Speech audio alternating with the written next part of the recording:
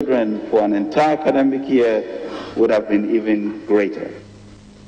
I'm proud to announce that not a single Ghanaian public sector worker was laid off as a result of the impact of the pandemic on our public finances, and we have managed to pay them monthly, and we are grateful to the unions for their cooperation in this regard. Under the Coronavirus Alleviation Program Business Support Scheme cutbacks, Ghana Enterprises Agency provided 302,000 successful applicants across various sectors and regions with loans amounting to 523.11 million Ghana cedis. Mr. Speaker, we also ensured payments of our obligations to contractors and provided payroll support to some state-owned enterprises to guarantee jobs. Thankfully, our President led and acted decisively and wisely, and his leadership paved the way for many other countries in Africa and beyond. Mr. Speaker, let me assure the House that we are working hard to get back quickly to the pre-pandemic fiscal and debt trajectory. The fiscal policies implemented to provide relief during the pandemic has led to an increase in total public debt. The situation was made worse by the big drop in revenue collections last year. Total revenues in 2020 fell by 11.93 billion, equivalent to 3.1% of GDP, while total expenditures increased by 14.08 billion, equivalent to 3.7% of GDP. As a result, a budget deficit of 11.7% of GDP was recorded against a target of 4.7% of GDP, including the financial sector and energy sector related expenditure. The budget deficit was 15.0% of GDP. GDP growth also dropped to 0.4% compared to a projected growth rate of 6.8% before the pandemic. This growth, however, compares favorably with the sub-Saharan African average of negative 1.7%.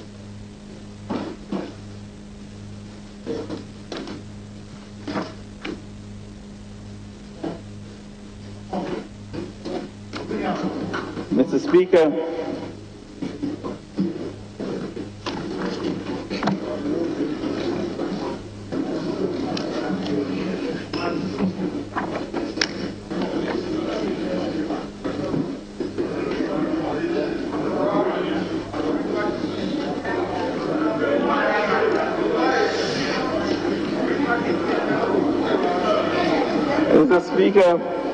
Honorable members, under no illusion. just a bit.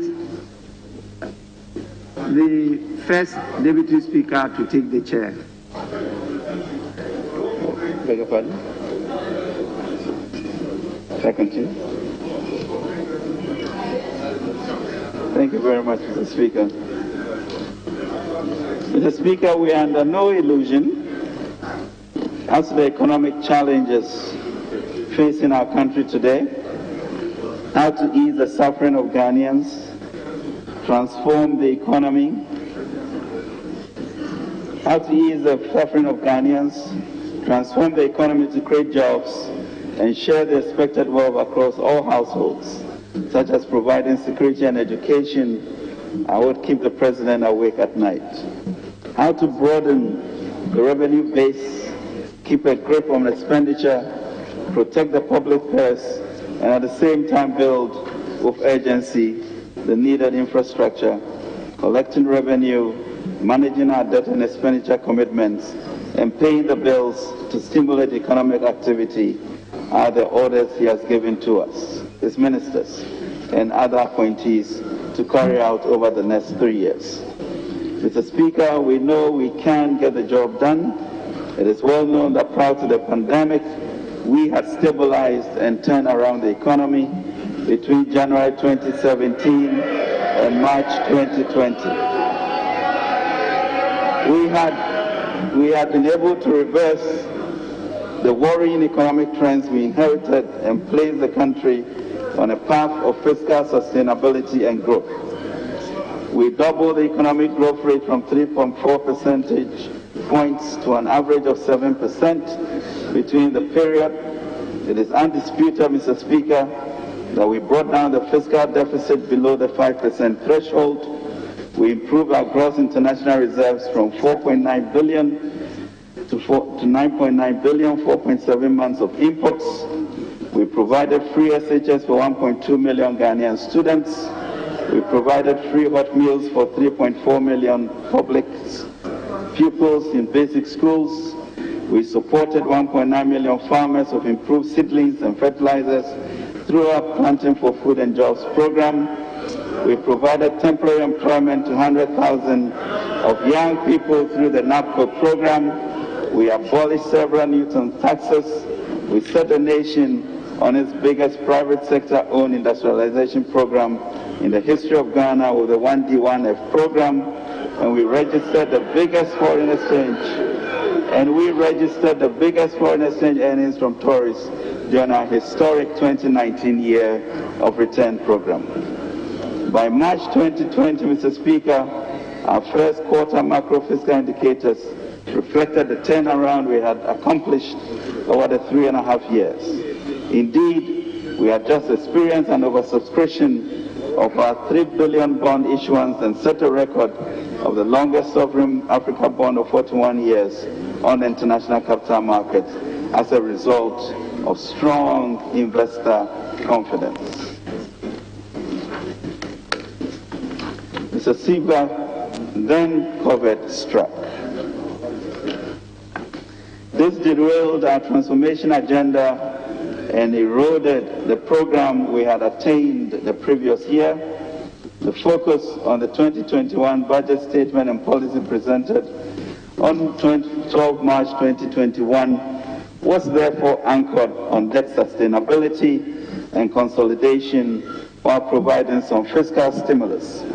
We set out to complete ongoing programs and projects, consolidate the gains from the recovery efforts, and continue our agenda towards the revitalization and transformation of the economy.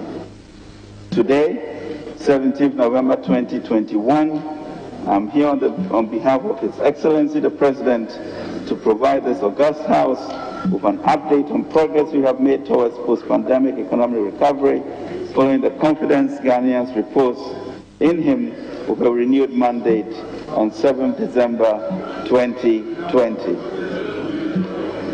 I'll also share with you the plan to get us back to pre-pandemic macro stability and growth levels. More importantly, Mr. Speaker, I'll share the President's strategy to improve the living standards of Ghanaians and address the central challenge that confronts us today, unemployment. Mr. Speaker, we have no doubt in our capacity as a government to turn things around. We turned around the economic crisis we inherited in 2017. We are turning around the economic crisis.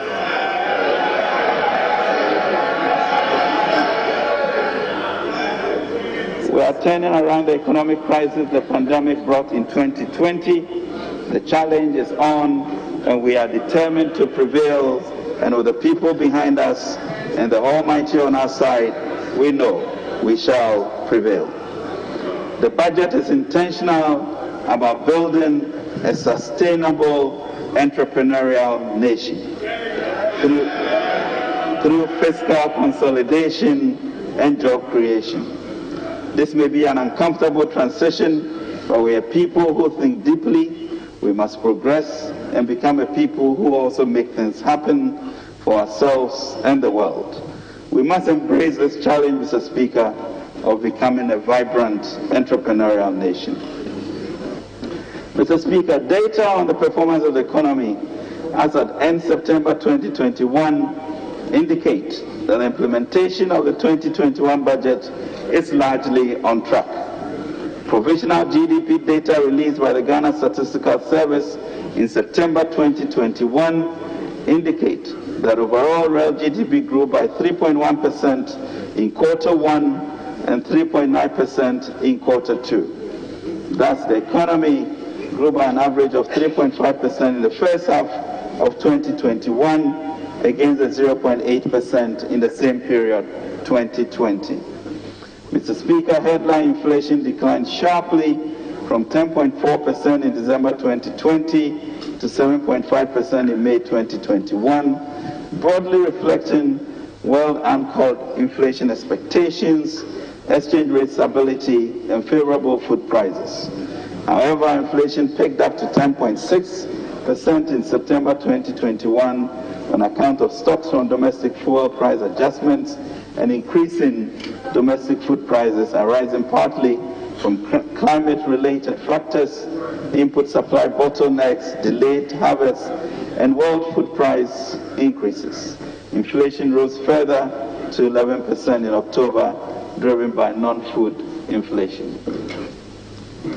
Mr. Speaker, preliminary data for the first 9 months of the year indicate that government's fiscal operations resulted in a cash deficit of 33.9 billion, equivalent to 7.7% of GDP, compared to the revised target of 32.6 billion, equivalent to 7.4% of GDP. The fiscal adjustments to save lives and preserve livelihoods during the pandemic, although well-intentioned, have elevated global debt levels. The situation in Ghana is no different. The provisional nominal debt stock, including financial sector bailout costs and energy sector IPP payments, stood at 341.76 billion, equivalent to 77.5% of GDP as at end September 2021, from 291.63 billion, equivalent to 76.1% in December 2020. Notwithstanding the elevated deficit and public debt levels recorded due to COVID-19, our macro-fiscal indicators are much better than what we inherited. Inflation reduced from 15.4% at the end of 2016 to 7.9% at the end of 2019 and stood at 11% at end October 2021. Interest rate 91-day Treasury bills declined from 16.4% at the end of 2017 to 14.69% at the end of 2019 and further to 12.46% at the end of October 2021. Gross international reserves increased from 2.8 months of imports at the end of 2016 to 4 months of imports at the end of 2019 and further to 4.9 months of imports at the end of September 2021. While fiscal deficit reduced from 6.5% of GDP at the end of 2016 to 4.8% of GDP at the end of 2019. Primary balance, Mr. Speaker, improved from a deficit of reduced from 1.1% of GDP at the end of 2017 to a primary surplus of 0.8% of GDP at the end of 2019.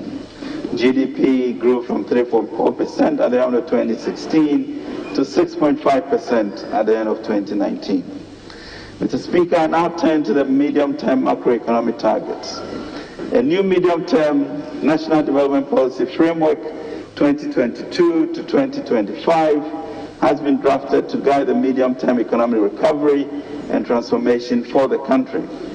This is consistent with the Ghana Beyond Aid agenda and is informed by our COVID-19 response strategy outlined in the Ghana Cares Obatampa program to enable us build forward better.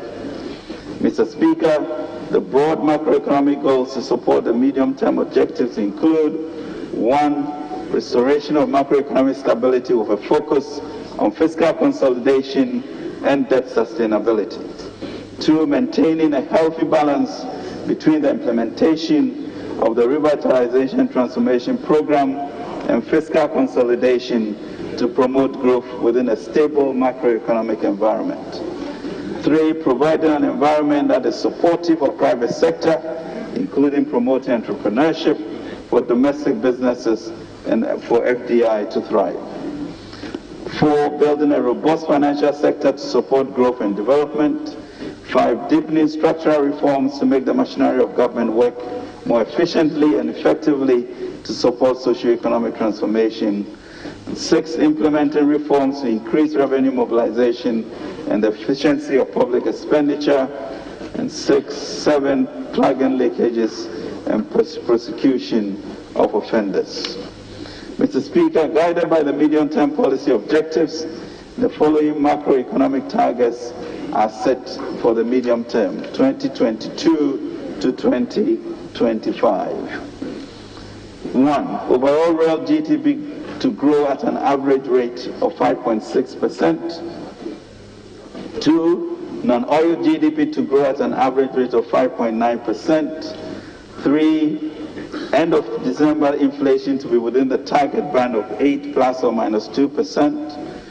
4. Overall fiscal balance and primary balance to return to the fiscal responsibility at threshold targets by 2024, i.e. fiscal deficit of not more than 5% of GDP and a positive primary balance. And gross international reserves to cover at least 4 months of imports. Mr. Speaker, based on the macroeconomic objectives and the medium-term targets, the following macroeconomic targets are set for 2022. Overall real GDP growth of 5.8%, non-oil real GDP growth of 5.9%, end December inflation rate of 8%, fiscal deficit of 7.4%. Primary surplus of 0.1% of GDP and gross international reserves to cover not less than 4 months of imports.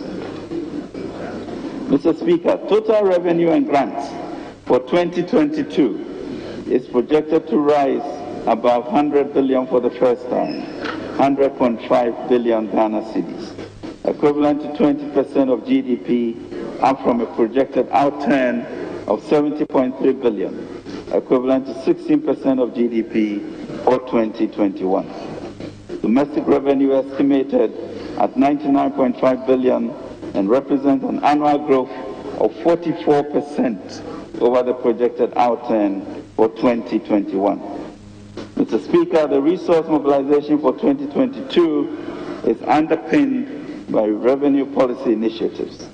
The increase in domestic revenue by 44% is as a result of the impact of a major progressive tax policy, complemented by improvements in tax compliance and reforms in revenue administration that we have outlined in this budget. Mr. Speaker, total expenditure, including clearance of arrears, is projected at 137.5 billion, equivalent to 27.4% of GDP. The estimate for 2022 represents a growth of 23.2% above the projected outturn of 111.6 billion Ghana cedis, equivalent to 25.3% of GDP for 2021.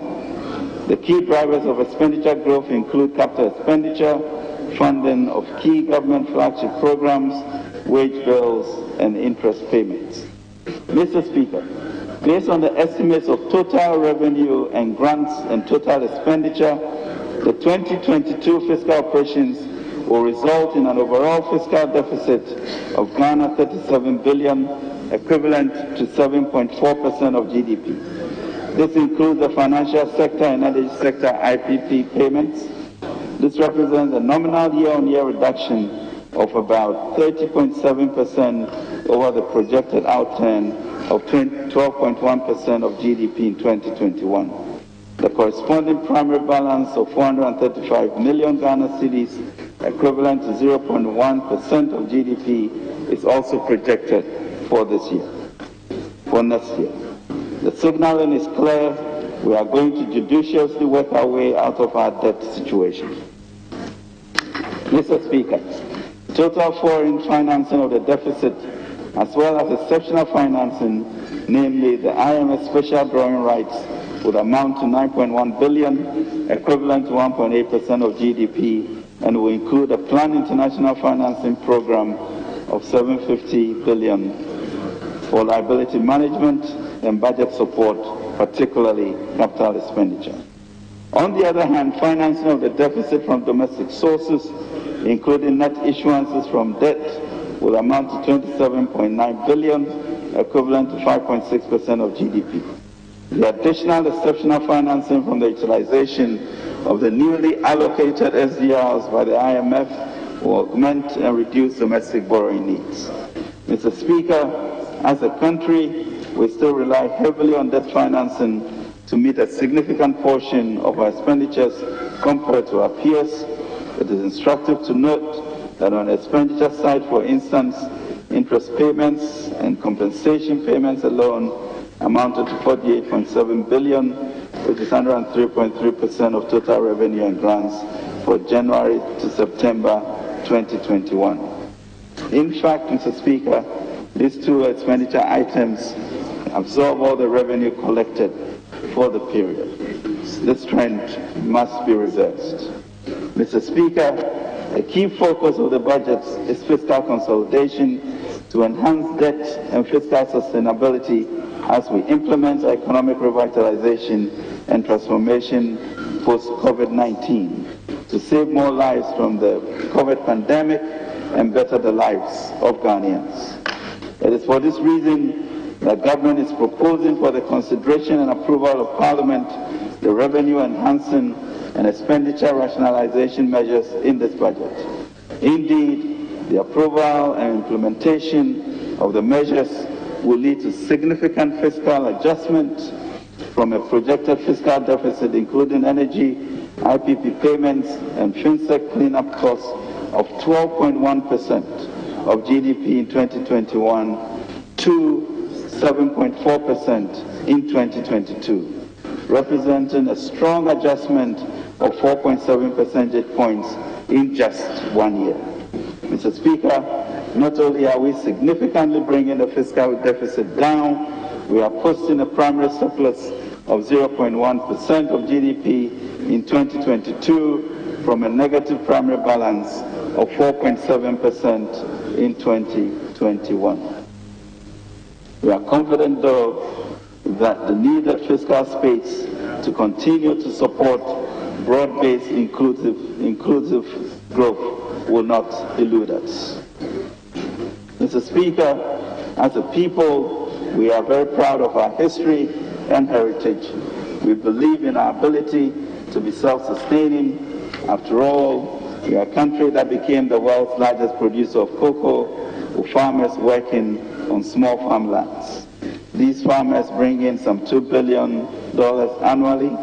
We believe in our capability to mobilize the resources, human, natural, and domestic finances to transform our lives. This will require that we share the burden so that every adult Ghanaian to the delivery of critical infrastructure, social services, and improved lives. This revenue mobilization must be a collective effort, and we must all contribute to make this a reality. Mr. Speaker, the Ghana Statistical Services has completed a preliminary report on the 2021 population and housing census. The census provided useful information that would inform the effective planning and implementation of government policies. However, the data presented also shows some trends that need to be addressed to build a more equitable society. Interestingly, out of the total population of 30.8 million, only 2,364,348 persons are bearing the burden of the entire population as taxpayers as at August 2021. Registered voter population of 17,027,941 as of 2020. Only 1,643,839 persons are captured by SNIT as active contributors to Tier 1 pensions, and 2.1 million, less than 10% of the total population, as active contributors to Tier 2 as of June 2021. Only 45,109 entities are registered as corporate taxpayers.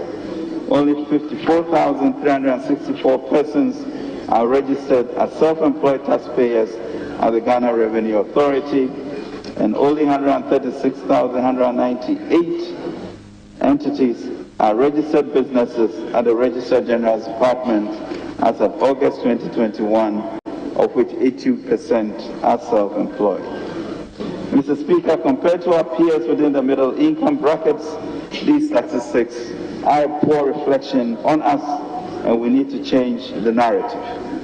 We must resolve by the next census, we should have changed these statistics to become an upper middle income country in line with our Ghana Beyond Aid agenda. We must far eclipse the 20% threshold of revenue to GDP ratio of our West African peers by 2024. Mr. Speaker, below are the regional breakdown of tax contributions from 2017 to 2021.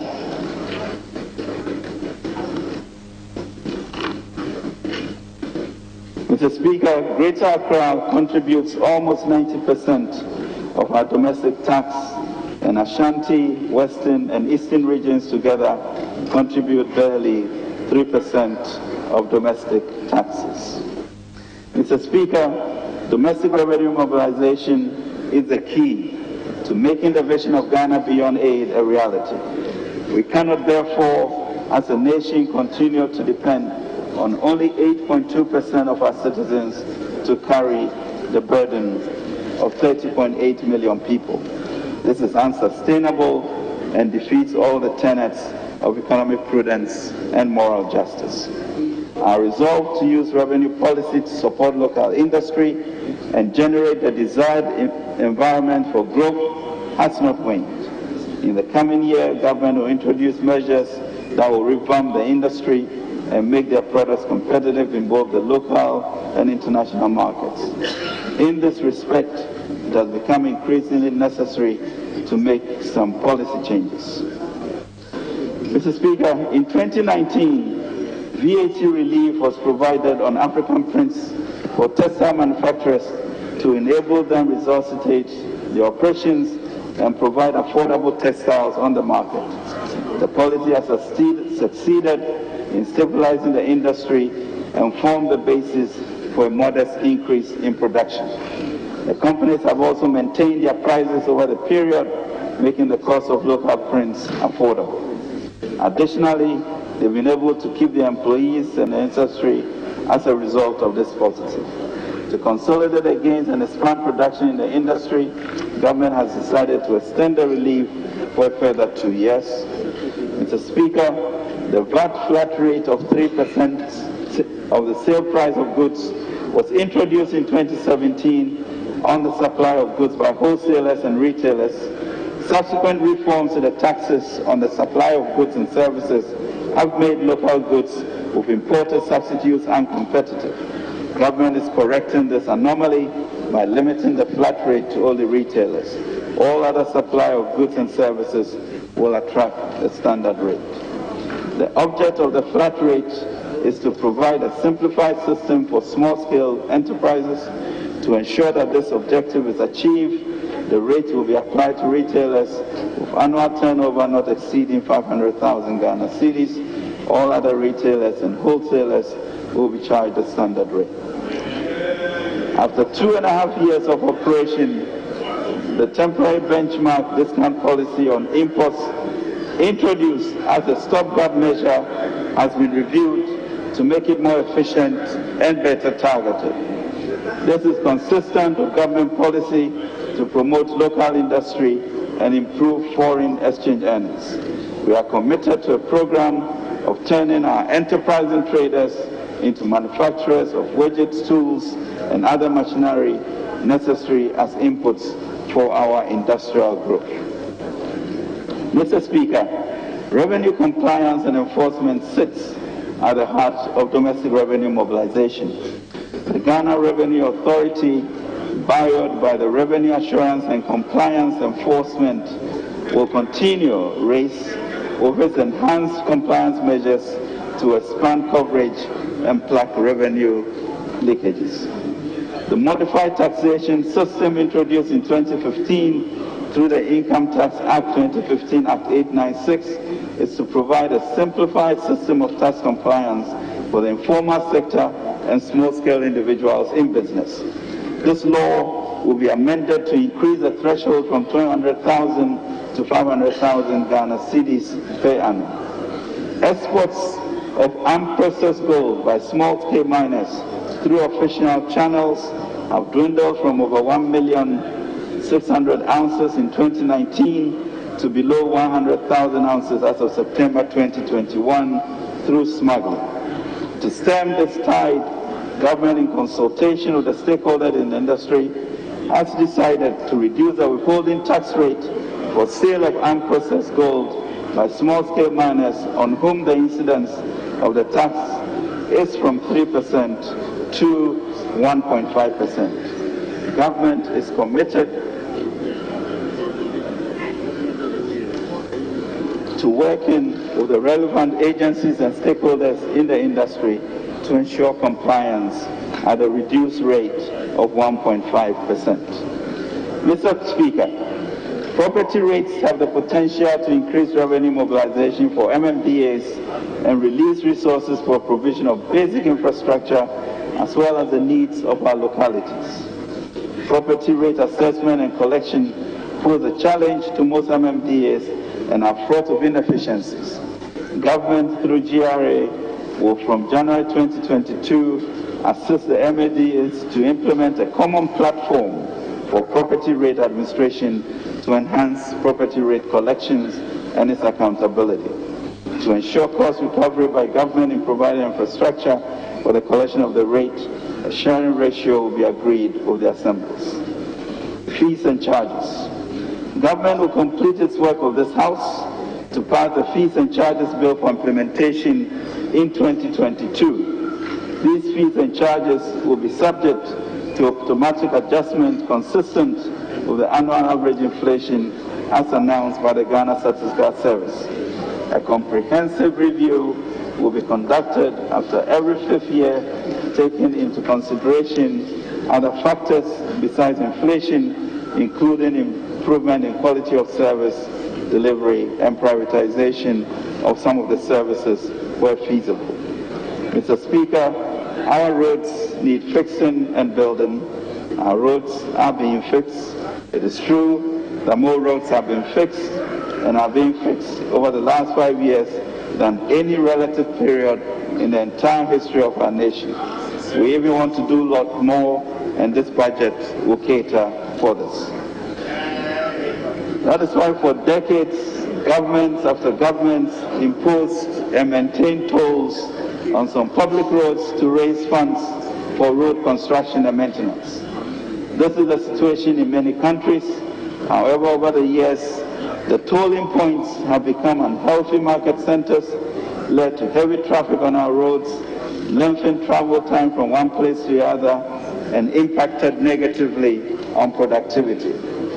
The congestion generated at the tolling points, besides creating these inconveniences, also leads to pollution in and around the vicinities. To address these challenges, government has abolished all tolls on public roads and bridges. This takes effect immediately the budget is approved on appropriation. The toll collection personnel will be reassigned. The expected impact on productivity and reduce environmental pollution will more than offset the revenue foregone by removing the tolls. Tolls, Mr. Speaker, would be abolished on all public roads. Mr. Speaker, over the past 18 months, it has become clear that if the African continent is to be globally competitive, it must embrace the common vision of creating an integrated and inclusive digital society that improves the quality of life of citizens, strengthens the development of the private sector, and advances Africa's quest to attain the Sustainable Development Goals. Mr. Speaker, digitization is empowering. It has catalyzed financial inclusion. It mobilizes resources and directs it where it is needed. Tens of billions of Ghanaian cedis are mobilized every month from and by people previously presumed too poor to open and keep a traditional bank account or even operate a mobile phone. With millions of Ghanaians tapping into the convenience of simplified online paying systems, transactions that used to take place on the blind side of the central bank is now fully visible.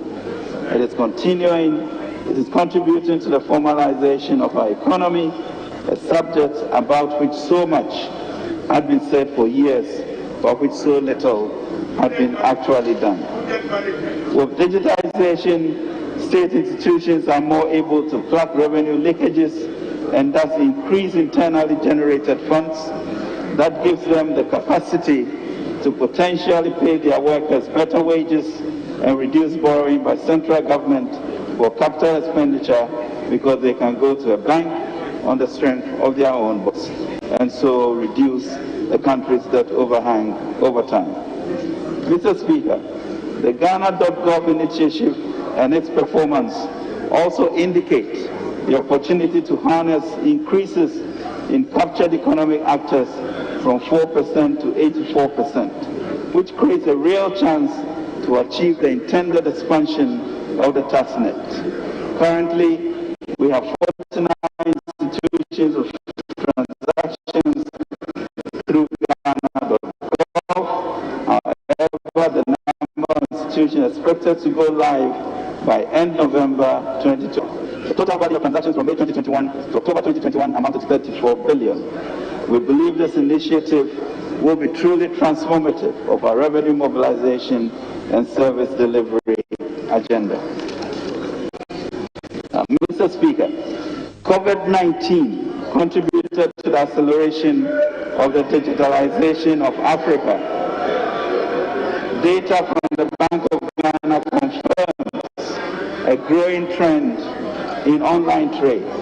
The data showed that between February 2020 and February 2021 alone, Ghana saw an increase of over 120% in the value of digital transactions, compared to 44% for the period February 2019 to February 2020. Apart from the convenience online trading offers, the surge has happened globally was primarily due to the increase in the use of digital platforms as a result of the COVID-19 pandemic. Total value of transactions for 2020 was estimated to be over 500 billion Ghana cedis, compared to 78 billion cedis in 2016, just 5 years ago. While total money subscribers and active mobile money users have grown by an average rate of 18% and 16% respectively between 2016 and 2019. Mr. Speaker, it has become clear that there is this enormous potential to increase tax revenue by bringing into the tax bracket transactions that could be best defined as being undertaken in the informal economy. After considerable deliberation, government has decided to place a levy on all electronic transactions to widen the tax net and rope in the informal sector. This shall be known as the Electronic Transaction Levy or e-levy.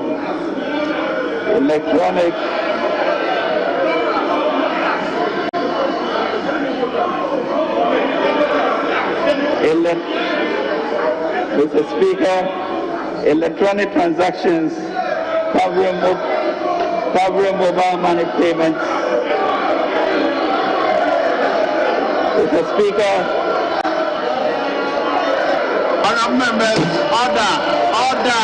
Electronic mobile money payments, bank transfers, merchant payments, and e-mode remittances will be charged at an applicable rate of 1.75%, which shall be borne by the sender, except e-mode remittances, which will be borne by the recipient. Mr. Speaker, to safeguard efforts being made to enhance financial inclusion and protect the vulnerable All transactions that add up to 100 Ghana cedis or less per day, which is approximately 3,000 Ghana cedis per month, will be exempt from this levy. A portion of the proceeds from the e-levy will be used to support entrepreneurship, youth employment, cybersecurity, digital and road infrastructure, among others. Mr. Speaker, taxi Eyabako, Yinina Bitia. This tax is one, and we shall all pay. Mr. Speaker, this new policy also comes into effect once appropriation is passed on 1st January 2022. Government will work with all industry partners to ensure that their systems and payment platforms are configured to implement this policy. And they will make money from there. Mr. Speaker, burden sharing. The good people of Ghana have given us a mandate to get things done. For us as a government, this is a clarion call for a new deal, a chance to renew the social contract of our democracy. As Rainbow Neighbor once said, and I quote, "Nothing worth doing is completed in our lifetime, therefore we must be saved by hope. Nothing true or beautiful or good makes complete sense in any immediate context of history, therefore we must be saved by faith. Nothing we do, however virtuous, can be accomplished alone, therefore we are saved by love. Therefore we need to act together as each other's keeper after the unprecedented shock that the pandemic was for the world and for Ghana. We owe each other to share the burden of the recovery. Citizens that have not suffered as much a loss of income during the pandemic ought to sacrifice for the rest. Citizens should be called upon to look beyond their own self-interest and work for a great common interest. Our country needs this sacrifice. This budget calls upon the wealthy and the middle class to do their part through property taxes, through streamlined exemptions bills, through the removal of benchmark values as selected imported goods, and through targeted digital tax. In doing so, they will also look after future generations by limiting debt accumulation. Mr. Speaker, after undergoing several reviews, the exemption bill has been completed and laid before Parliament. We will work with this House for final passage and implementation in 2022. Mr. Speaker, we wish to reiterate that we are in challenging times which require radical measures, so let us embrace these new policies to enable government to address the fundamental issues affecting the economy, to ensure that our nation continues to maintain its position as the black star of the continent. The good people of Ghana has given us a mandate to get things done. For us, as a government, this is a clarion call for a new deal, a chance to renew the social contract.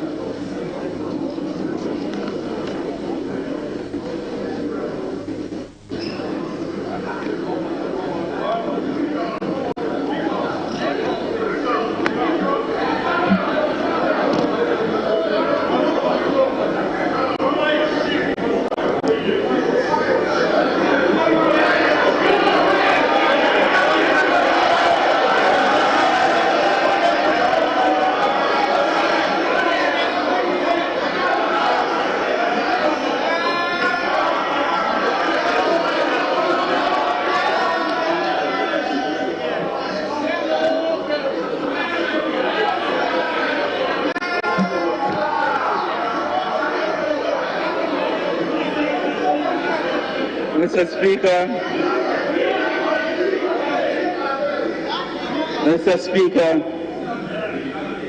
we are building a sustainable entrepreneurial nation.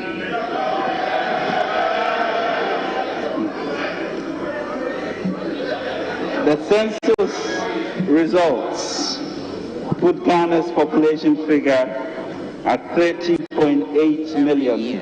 And of this number, 42.8% constitutes the adult population above 18 years, while 58.2% constitute the population below 18 years. Mr. Speaker, with this youthful population, there's an urgent need to provide the necessary environment for the private sector. In this regard, government will implement a major intervention to empower existing private sector businesses to be robust and dynamic, to expand and create jobs, whilst giving a strong hand up to the youth. Mr. Speaker, in the past 15 years, successive governments have endeavored to implement various employment schemes to partially address the unemployment situation in the country. In 2006, President Kufuor initiated the Youth Employment Scheme, which provided meaningful employment avenues to many of our youth. Since then, we have implemented a number of such schemes, with the current ones being NAPCO, 100,000 youth covered, YEA, 80,538 beneficiaries, afforestation, 44,682 youth engaged, National Alternative Employment and Livelihood Program. In addition, government has employed some 295,000 into the public sector payroll since 2017 alone, and in 2021 alone, financial clearance totaling 72,825 has been granted. Mr. Speaker, in spite of these efforts, we continue to have a huge number of our young people without jobs. Mr. Speaker, this budget is redefining our development paradigm by focusing on the private sector, particularly on entrepreneurship development. We will build an entrepreneurial nation by aggressively implementing programs that empowers the majority of our young people to employ their God-given talents, to take risks and become job creators instead of job seekers. Honorable Minister, honorable members, having regards to the state of the business of the House, I direct that the House sits outside the regular sitting hours. You may continue. You may continue. Thank you, Mr. Speaker. In the pursuit of this objective, we will address the challenges our existing and aspiring entrepreneurs face. These challenges include access to credit and finance, regulatory and tax burdens, lack of skills, as well as mentorship. We will do this whilst intensifying our efforts to support the private sector to expand and create jobs.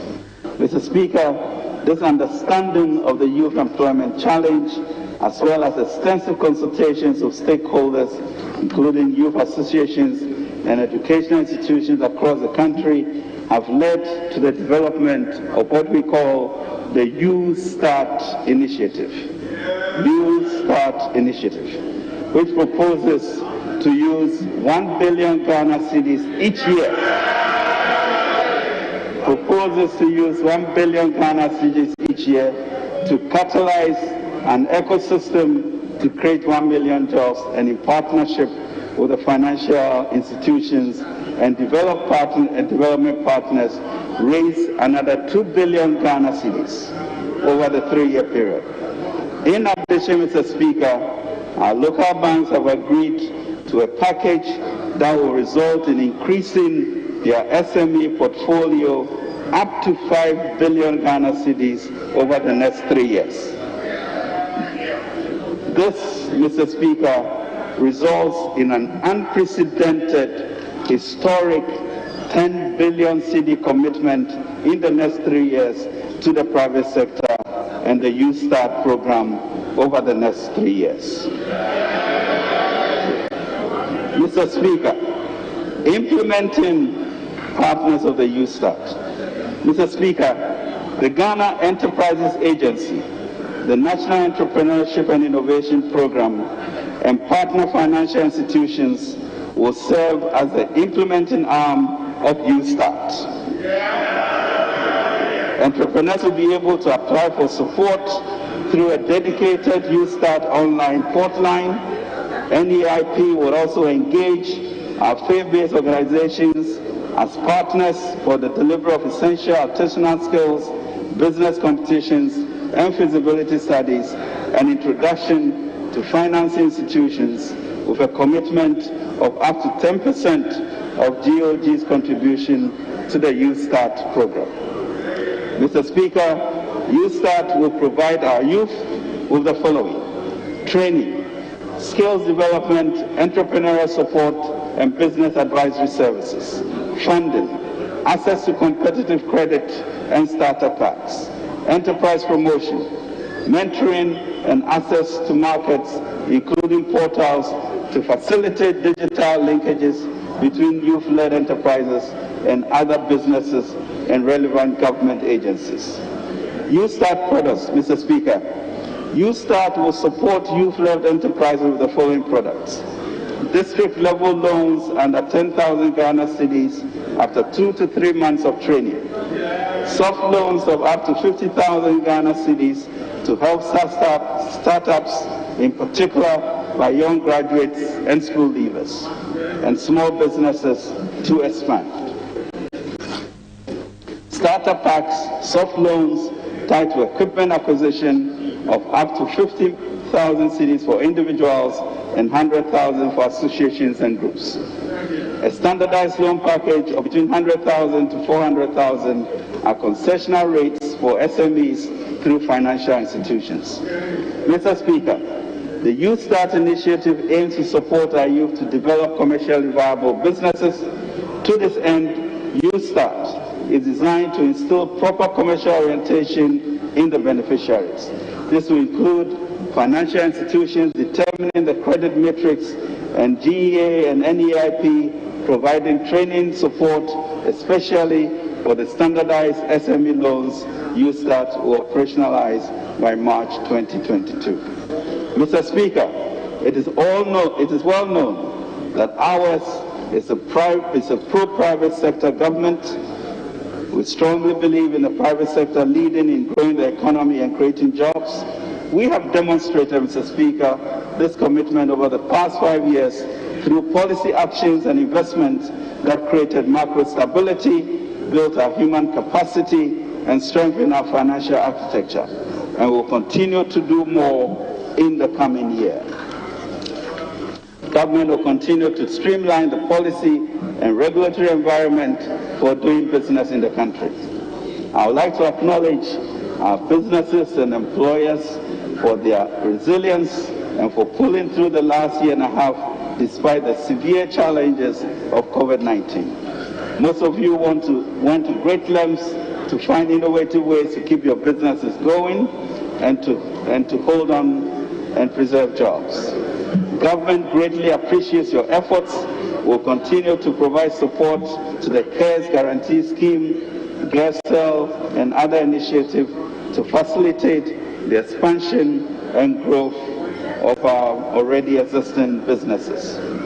In addition, though, guarantees provided by GERSEL, government is facilitating access to loans for agribusinesses.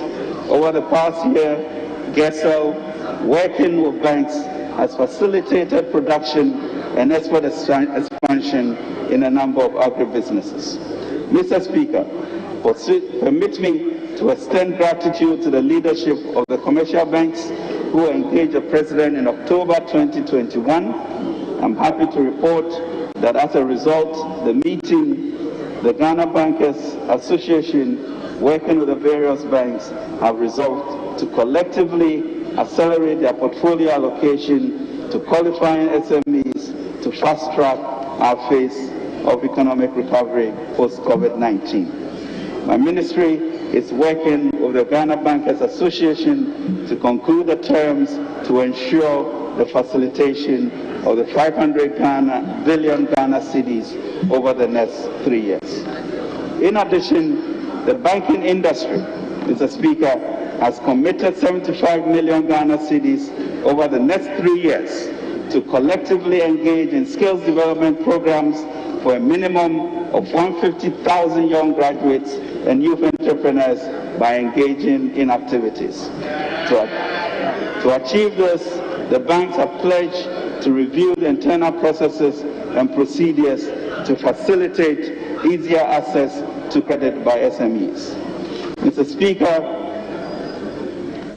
a 10 billion facility for 3 years will completely revamp the state of our SMEs and will ensure that our youth have jobs and youth become job creators and not only job seekers, even as the private sector expands to be able to absorb more of them. Mr. Speaker, I have great news. On Friday, November 12, 2021, the good governor of the Bank of Ghana formally handed over the license for the Development Bank of Ghana. With the establishment of the Development Bank of Ghana, which is being capitalized at, Mr. Speaker, $1 billion US, of which we have already gotten $800 million now. With the establishment of the Development Bank of Ghana, the government will provide a powerful response to a long-standing desire of our businesses to easier access to medium and long-term loans at affordable interest rates. Not only will the Development Bank of Ghana, as a wholesale bank, provide loans to financial institutions, it will also provide partial credit guarantees to complement the efforts of GSL in agriculture and agribusiness. Mr. Speaker, following the extensive financial sector reforms coupled with the establishment of the Development Bank of Ghana, the conversion of the Ghana Amalgamated Trust into a permanent investment vehicle, we now have a robust financial ecosystem that will support businesses from early stage to mature stage. Mr. Speaker, the NABCO program was designed as a temporary stepping stone for young graduates for a period of 3 years. In the last 3 years, 100,000 young graduates have benefited from the NABCO program. With over 33,000 trainees already securing jobs, government will work to ensure that the remaining NABCO trainees are effectively supported to take advantage of the opportunities USAS presents. Mr. Speaker, in response to the COVID-19 pandemic, government under the able leadership of His Excellency President Akufo-Addo quickly developed a 100 billion COVID-19 alleviation and revitalization enterprise program, what we call the Ghana Cares Obatampe program.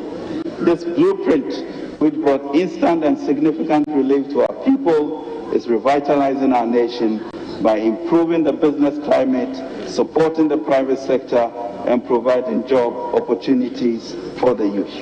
Mr. Speaker, the revitalization of the Cares Obatampe program has 3 key thrusts.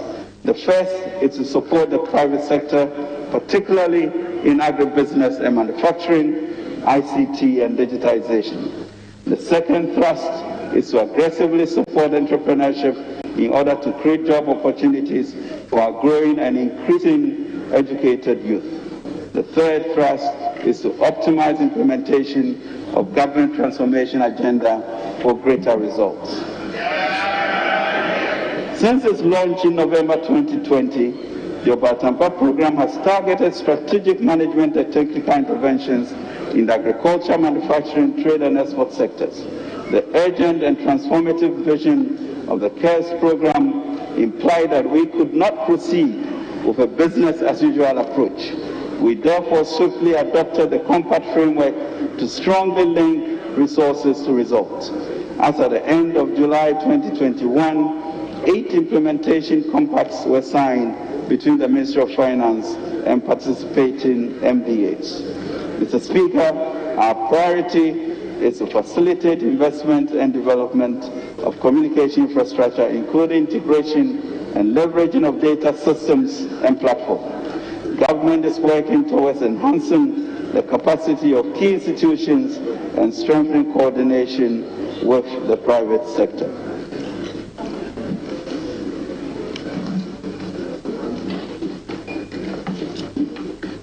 With the private sector for improved service delivery, business expansion and economic transformation. This is consistent with the vision of the President to bridge the digital divide and make technology a driver of our socio-economic progress. Government is making significant progress towards our digitization drive.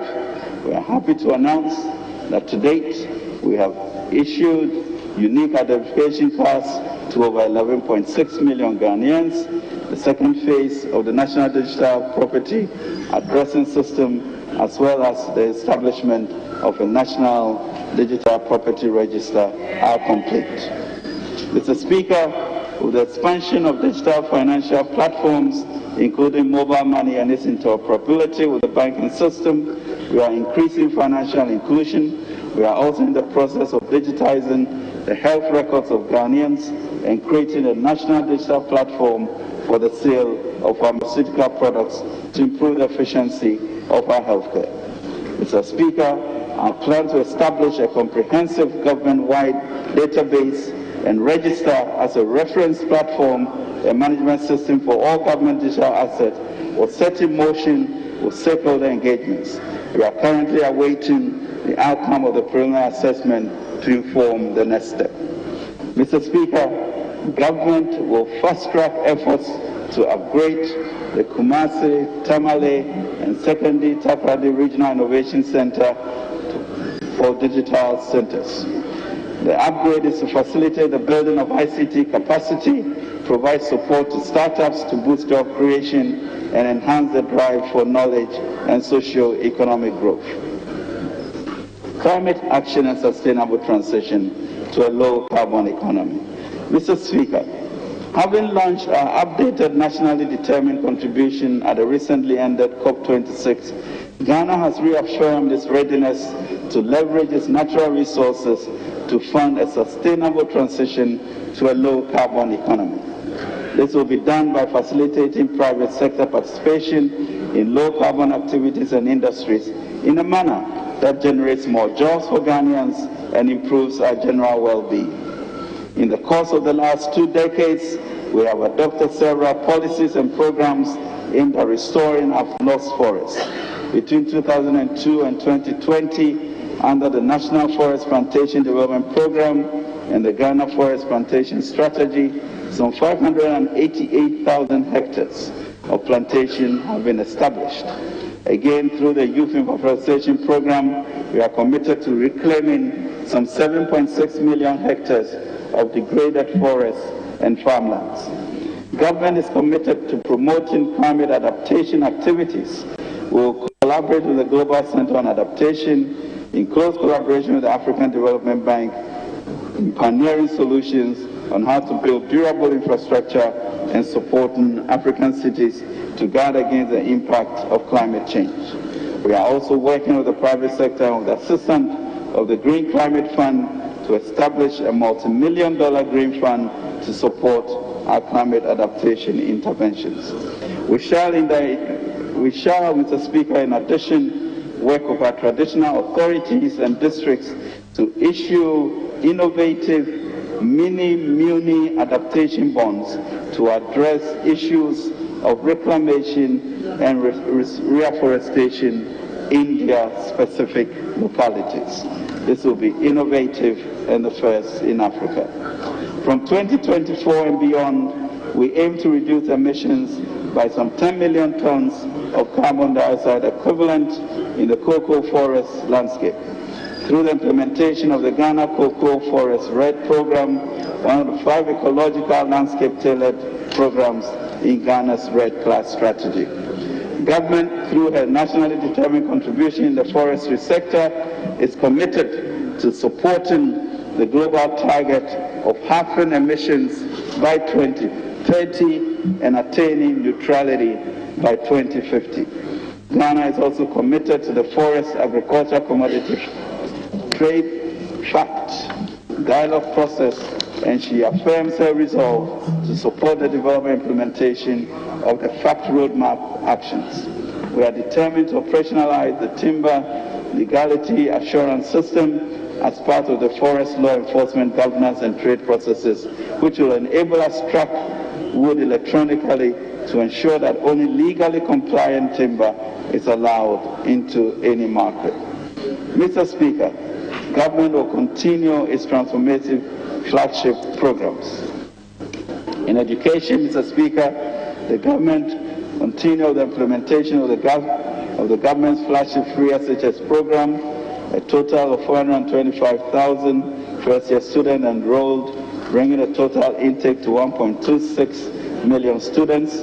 In addition, first-year students receive the underlisted items as part of the implementation of the free SHS program: 4 million exercise books, 1.8 million notebooks, 395,000 physical education kits, 1.7 million cartridge arch paper, 35,000 water-based acrylic paints, 28,000 technical drawing boards, and 28,000 sets of technical instruments. Mr. Speaker, in 2021, we completed 118 projects made out of classroom, dormitory, administration built libraries, and canteens at the secondary education level.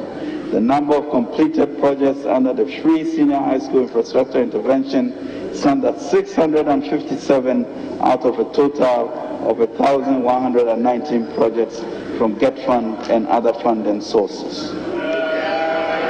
Mr. Speaker, the Ghana School Feeding Program fed some 3.5 million pupils in 10,832 public-based schools, with one hot nutritious meal every school-going day in 2021. This number will increase to all primary school students in the coming year.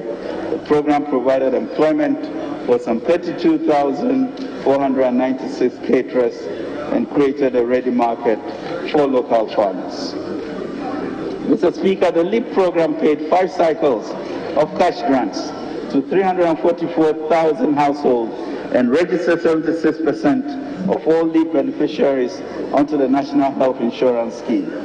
In 2022, government will facilitate the disbursement of the bi-monthly cash grants to beneficiaries.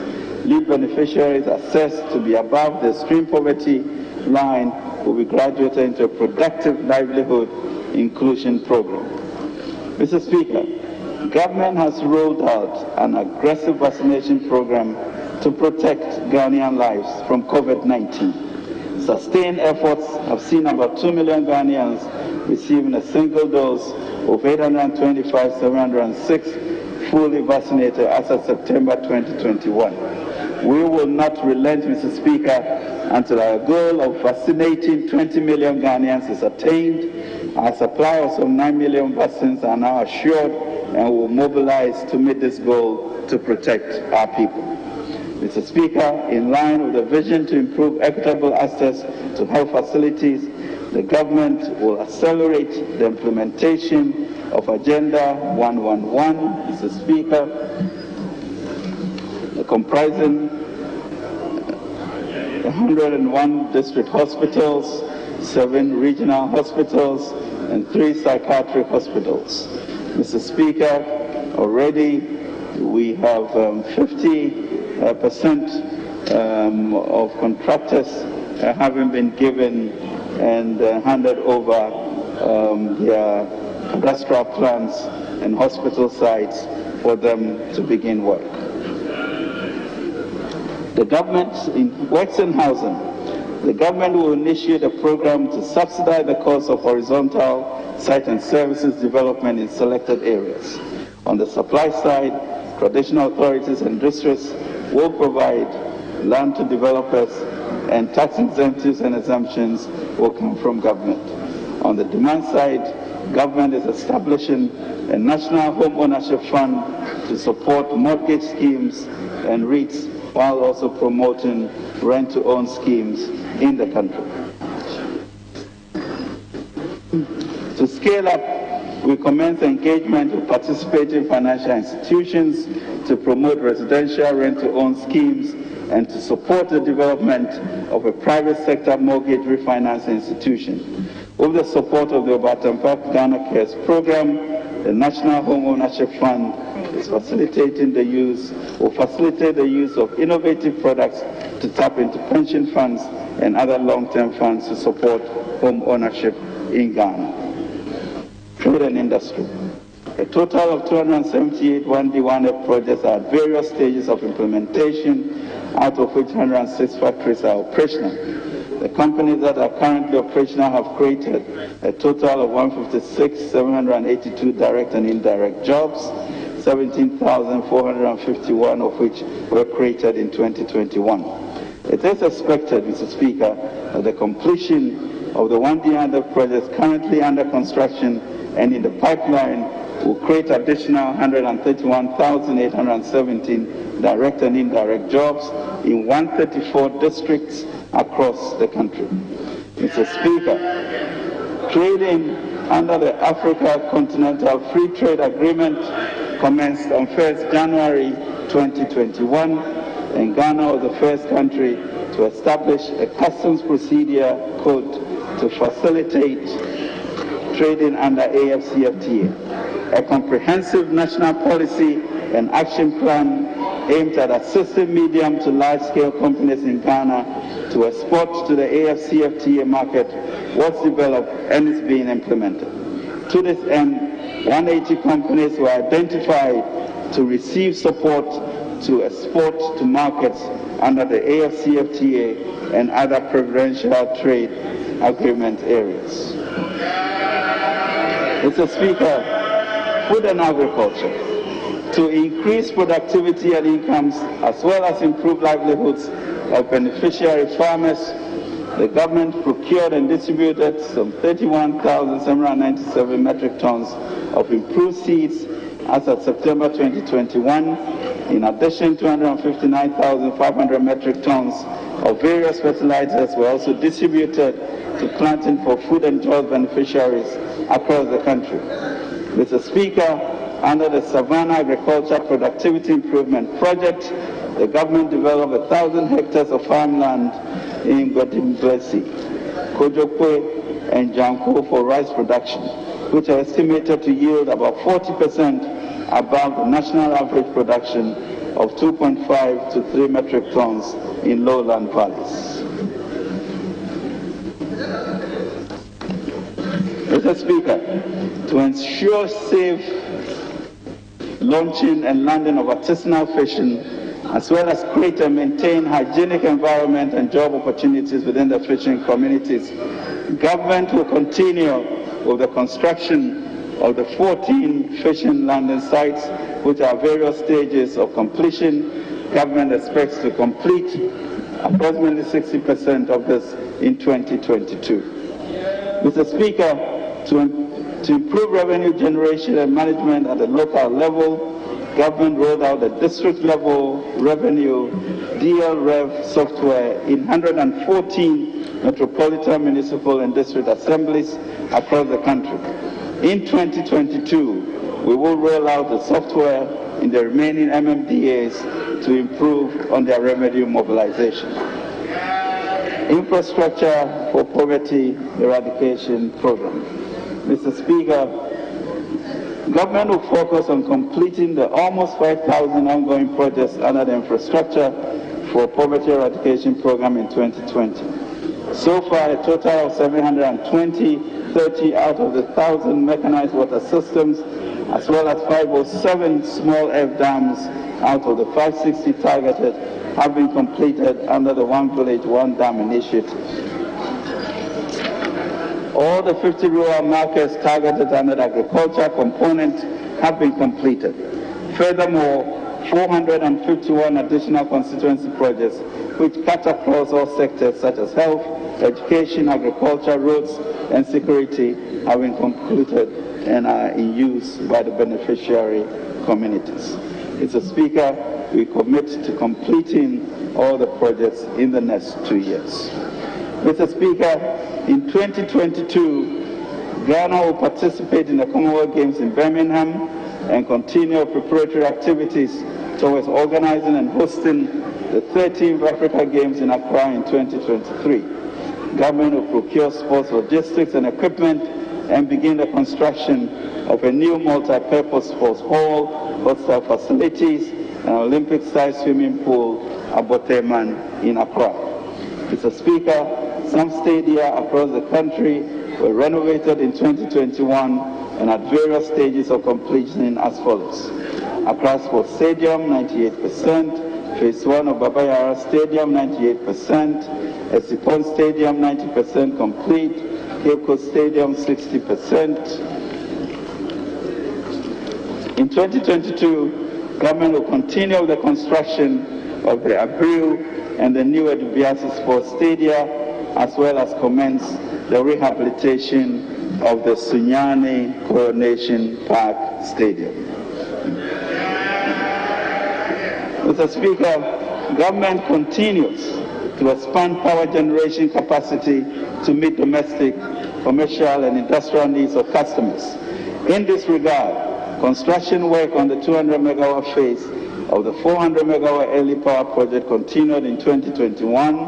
Construction works for stage 1A are 99.7% complete, and works for the stage 18 combined cycle are 93% complete. In 2022, a joint venture partner will be engaged to undertake the repowering of the T3 power project with VRA. Mr. Speaker, to ensure power is affordable for industrial, commercial, and residential use, government in collaboration with key stakeholders continued with the renegotiation and restructuring of power purchase agreements. Government has reached agreements with some IPPs to convert power plants to tolling structures, switch to natural gas, as well as reduce tariffs. This is expected to result in considerable savings to government and the nation over the remaining lifespan of the PPAs. These savings are expected to come from a combination of reduced capacity and energy charges across the portfolio.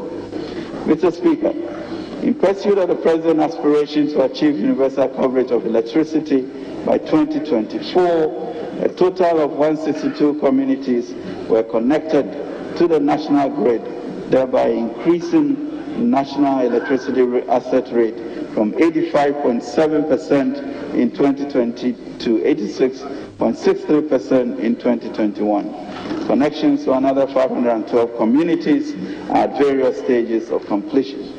In 2022, we'll work to complete many such projects, and approximately 800 towns will be connected to the national grid under the SHEP 4, SHEP 5, and turnkey projects.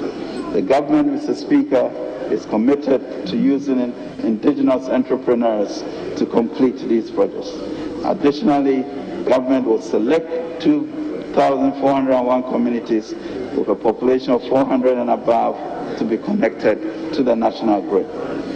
Mr. Speaker, as part of the strategy to electrify island communities and hard-to-reach areas with renewable energy technologies, the construction of 3 mini-grids at Azepe, Aflevi, and Alopem Islands in the Adan East District of the Greater Accra region commenced and are expected to be completed in 2022. In addition, the government will construct 10 mini-grids in 10 island communities, as well as supply and install solar home systems in 20 island and lakeside communities in 2022. Mr. Speaker, on roads, we have found through this tax a reliable method of funding our roads. As at the end of September 2021, routine maintenance was carried out on 21,165 kilometers of the trunk road network, 6,265 kilometers of the feeder road network, and 2,937 kilometers of the urban road network. Mr. Speaker, development works progressed steadily on several major projects. The Pokwa interchange under the Accra Urban Transport Project, which involved the construction of a 4-tier interchange, the only one in Africa, construction of 12 kilometers of selected roads, segregated walkways, footbridges, underpasses, and drainage structures was completed and commissioned on July 9, 2021. Major pipeline projects that are expected to take off in 2022 include Accra-Kumasi dualization, Kumasi South and Western Bypass, Kumasi Outer Ring Road, Mamfikoforidia Road, Oyibi Dodua Somenya Akuse Junction Road, Accra Outer Ring Road, Asuchari Junction, Volleyball Bridge, Eastern Corridor Road, Solar Wa Road, construction of 5 interchanges in the greater Kumasi metropolitan area, including Swame, Santase, Airport Runabout, and Oforikrom. Mr. Speaker, in addition, our public-private partnership program for the financing, construction, and management of road infrastructure has 3 projects at different stages of preparation. Accra-Tema Motorway PPP projects, the financing arrangements are being completed and construction will commence in 2022. Accra Cape Coast Takoradi PPP projects, the feasibility study is being finalized.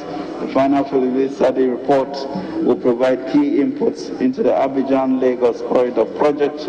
Mr. Speaker, the Ghana Infrastructure and Investment Fund, Mr. Speaker, will be looking at financing most of these PPP roads as government gives them support and have efficiency in its delivery. Mr. Speaker, for road safety, government in 2022 will increase and maintain traffic signals. In addition, road safety hazard sites are also expected to be created. This will be complemented with aggressive public education and enforcement of traffic regulations.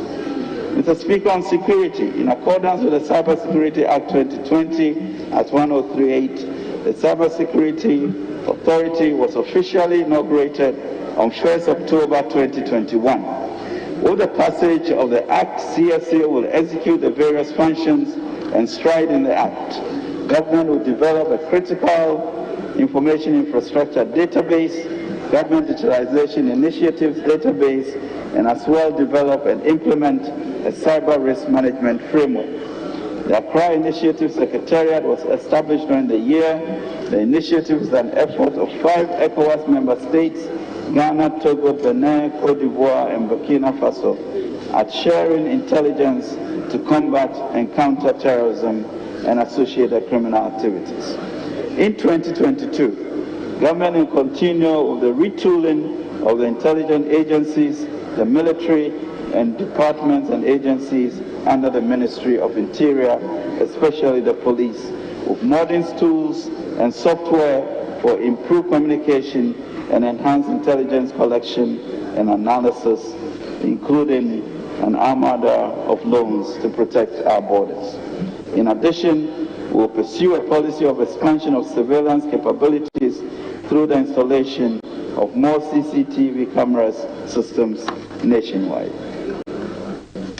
Mr. Speaker, this budget is crucial for a sustained recovery and transformation to a Ghana beyond aid and an entrepreneurial nation.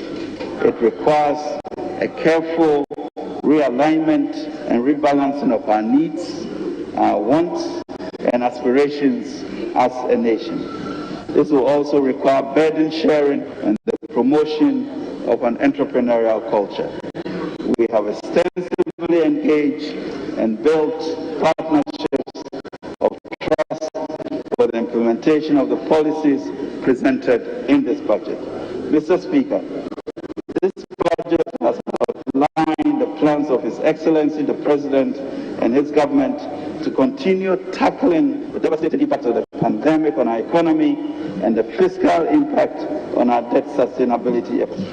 We have committed to bold and credible revenue and expenditure measures to achieve a new and more sustainable macro-fiscal balance, a path of fiscal consolidation to ensure access to international capital markets, empower the private sector to expand and create jobs, an unprecedented and historic comprehensive 10 billion cedi initiative to improve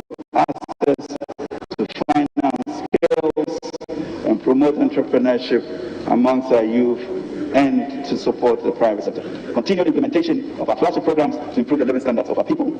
Strategic investments through the Bottom-Up program to revitalize and transform the structure of our economy, and initiatives, Mr. Speaker, to advance digitalization to boost efficiency in our transactions. So, Mr. Speaker, the enablers of digitalization and ICT economy, finance, and skills training are boldly illustrated in this budget.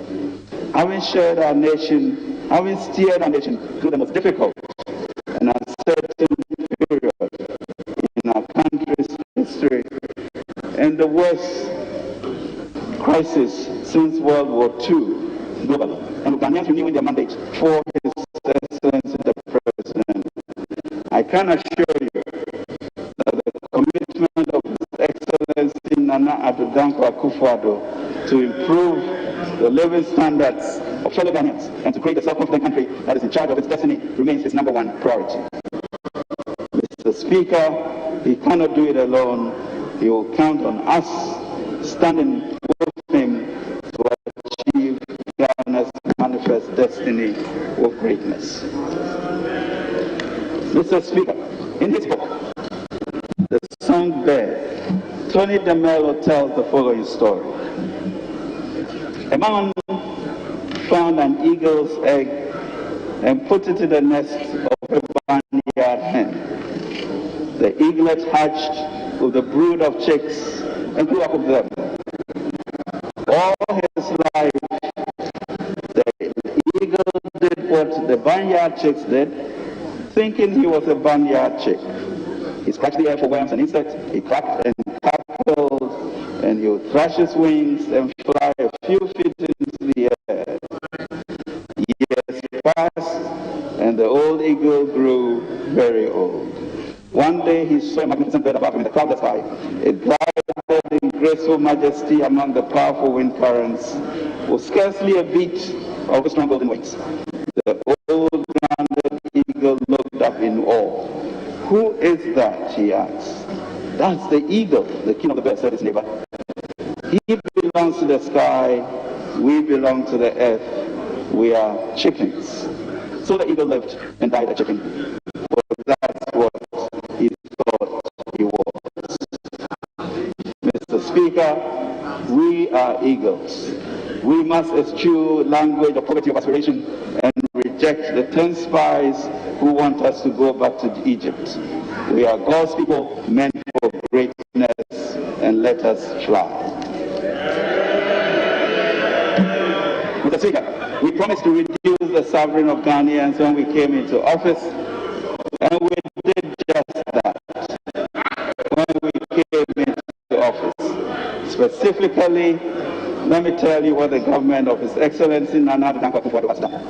We reduced the electricity tariff cumulatively by 10.9% compared to a cumulative increase of 264% under the NDC. We provided free water for households for April, May, and June of 2020. We doubled the capitation grant from 4.5 to 10 cities. We established the Nation Builders Corps of 100,000 graduates to build the job skills of our graduates to be absorbed into the workforce. We created jobs and stopped the freeze on recruitment in the public sector. Over 295,000 people were recruited. We abolished fees for postgraduate medical training in Ghana. We increased the share of DSL to persons with disabilities by 50%. We exempted carrier from market tolls. We ensured the implementation of our pledge of employing 50% of the persons who manage the country's toll booths from among persons with disabilities.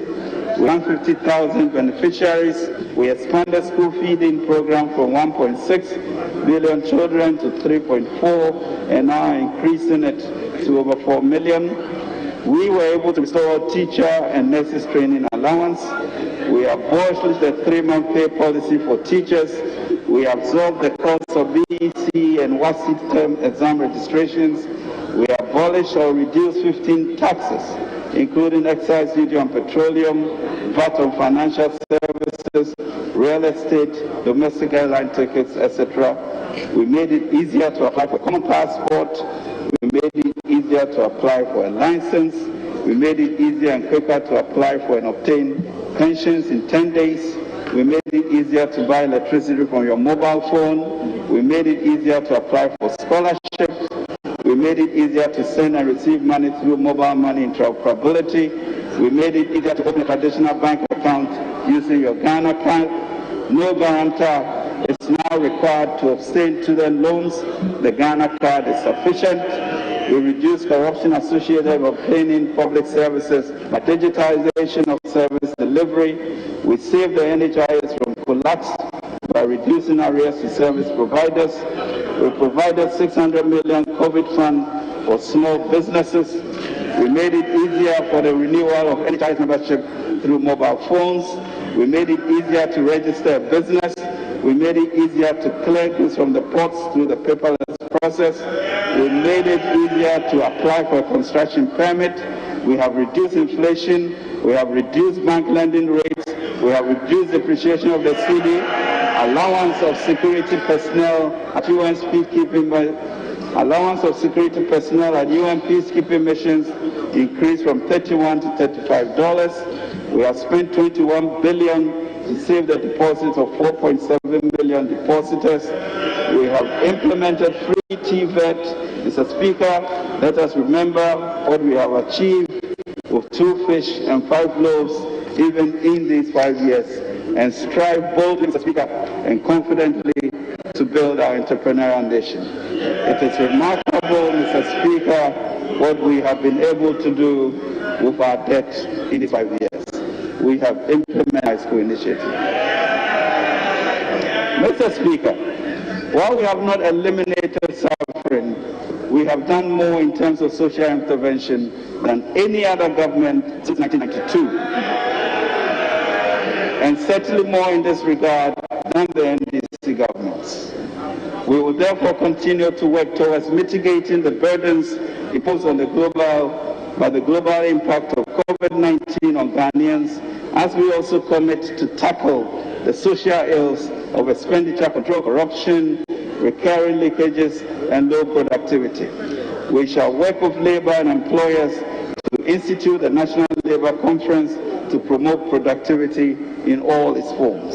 Mr. Speaker, with his renewed mandate, His Excellency the President is resolute that in the next 3 years he will establish a stronger and more stable economy, an entrepreneurial nation that empowers young people to be bold, innovative, proactive, and dynamic to contribute to the transformation of our country. Mr. Speaker, in addition to continuing the implementation of our flagship programs, we will scale up interventions under the 100 billion Ghana Obatampa program, especially in agriculture and industrial sectors, and the Youth Start agenda. In 2022, Mr. Speaker, through this budget, we will activate the 10 billion Youth Start program nationwide to promote skills and entrepreneurship among our youth. We will continue to support the private sector to expand and provide employment opportunities for our people.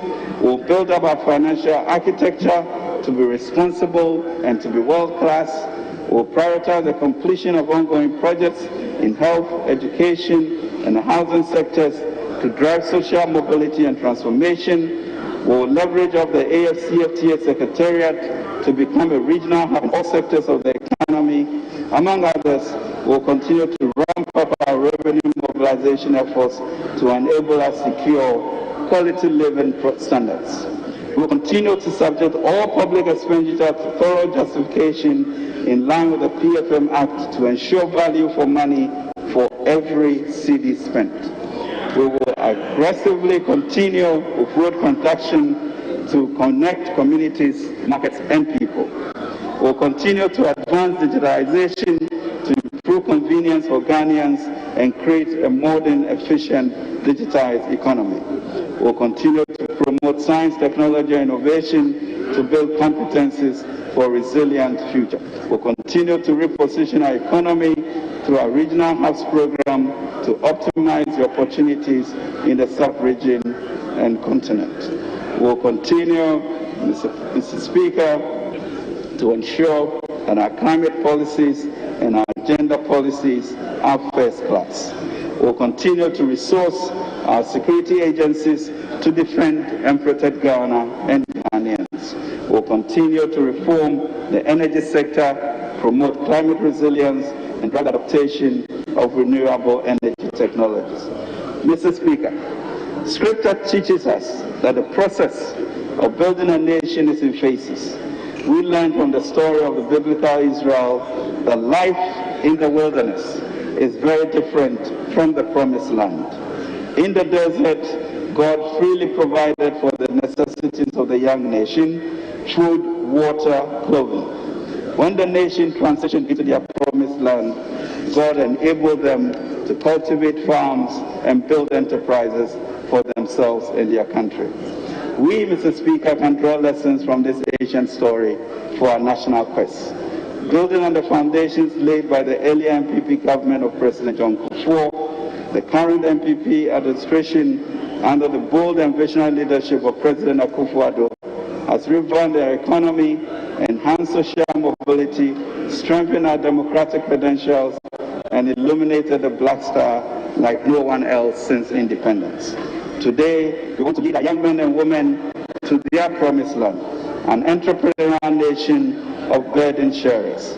It is time to cross the Jordan, and as FDR said in his inaugural address, we have nothing to fear but fear itself. Anyway, with the interventions we offer through this budget and with an understanding of burden sharing, we shall unleash a new cadre of entrepreneurs and nation builders. We want to thank this august House, Mr. Speaker, for the continuous support we have been receiving over the years. We will count on you for approval and support to implement the budget for the transformation of our country. We are also appreciative of the numerous stakeholders for providing useful insights and perspectives in shaping this budget. So as we end, Mr. Speaker, let us ask Jehovah to bless us and keep us. Let Jehovah make his face shine upon us and be gracious unto us. May Jehovah lift his countenance upon us and give us peace, and bless us as children and our nation Ghana to be great and strong. Mr. Speaker, I present to you the Ajinkwa budget. Right Honourable Speaker, I pledge to move.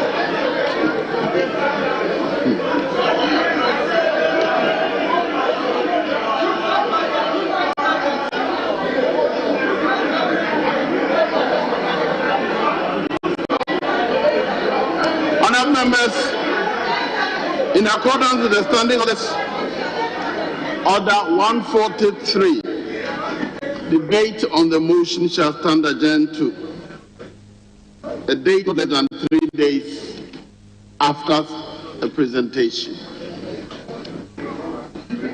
I hereby direct that a part of the budget relating to the ministries and constitutional bodies shall stand committed respectively to the committees responsible for the subject matter, to which the heads of the estimates relate for consideration and report in accordance with Order 144. Furthermore, any part of the budget relating to revenue, expenditure, shall stand committed to the Finance Committee in accordance with Order 140, Sub 5. Yes, leaders of the House, any indication? Honorable Minority Leader.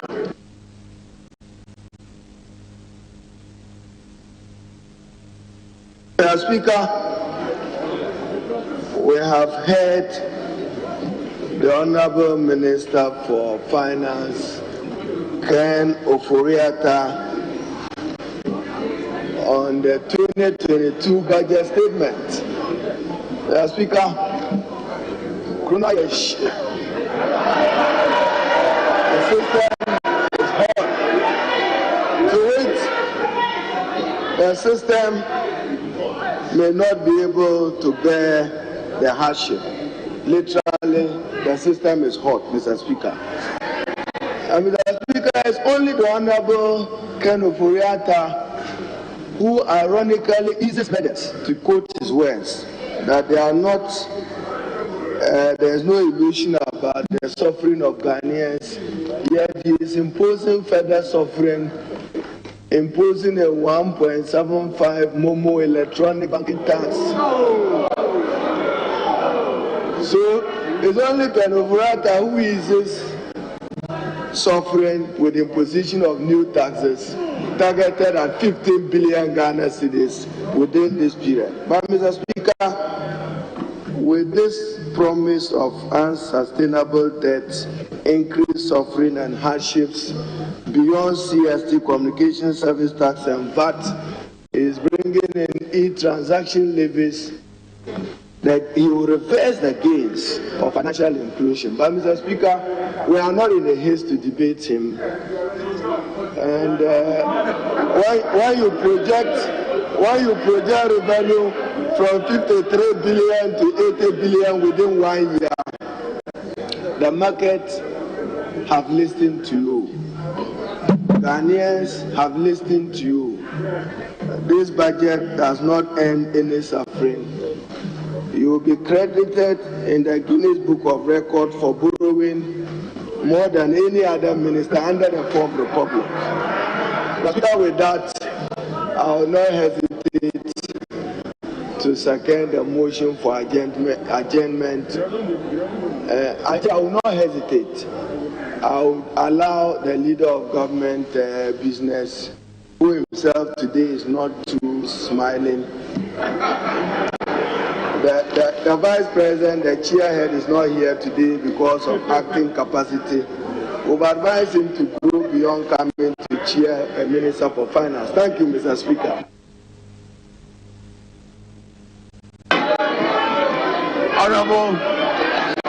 Honorable Majority Leader.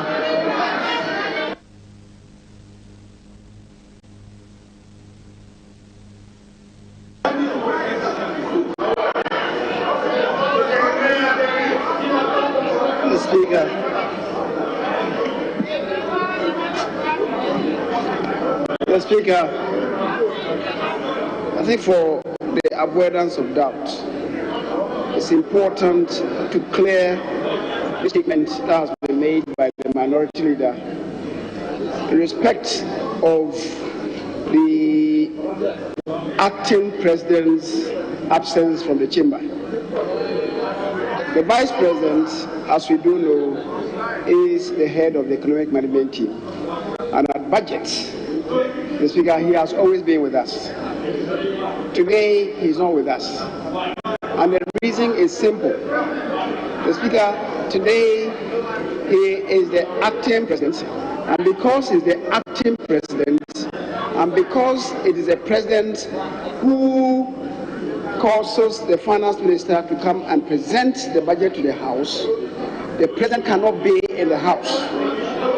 Mr. Speaker, that is for the uninitiated. That is for the uninitiated.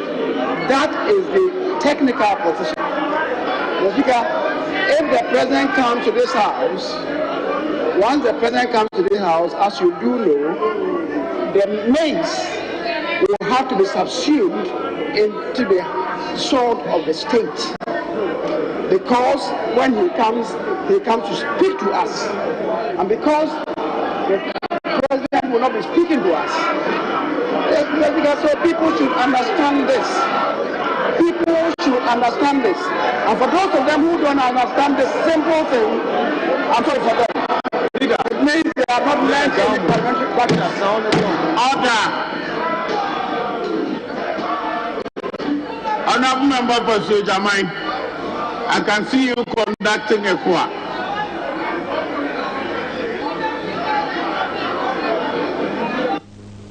Yes, Honorable Majority Leader.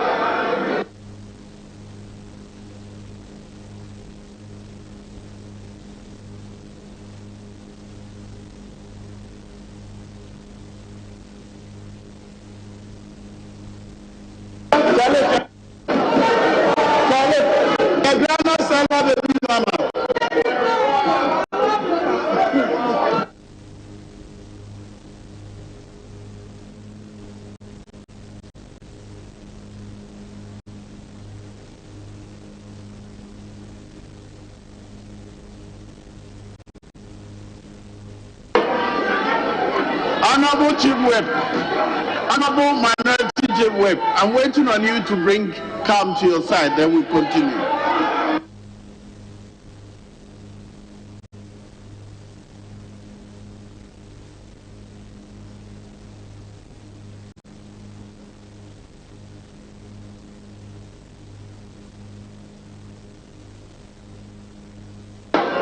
Let me inform you.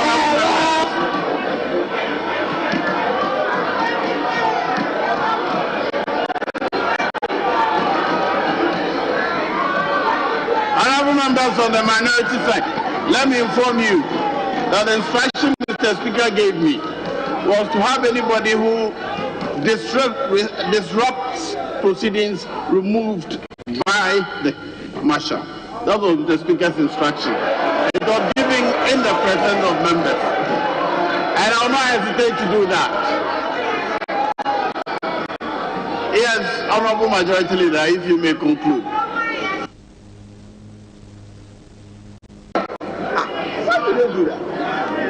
Speaker, I believe the good people of this country will get to know that when the minority leader addresses this house, the majority side listens to him in silence. When the majority leader gets up to address the house, they elect not to listen. The good people of this country elect. Mr. Speaker, in consonance with Order 140, Sub 3, as we said, the debate on the budget will stand adjourned until Tuesday, the 23rd of November. Mr. Speaker, that really is the result of the discussion that leadership held this morning. Mr. Speaker, this nation must develop COVID-19 or no COVID-19. Yet, recognizably, COVID-19 has effected considerable devastation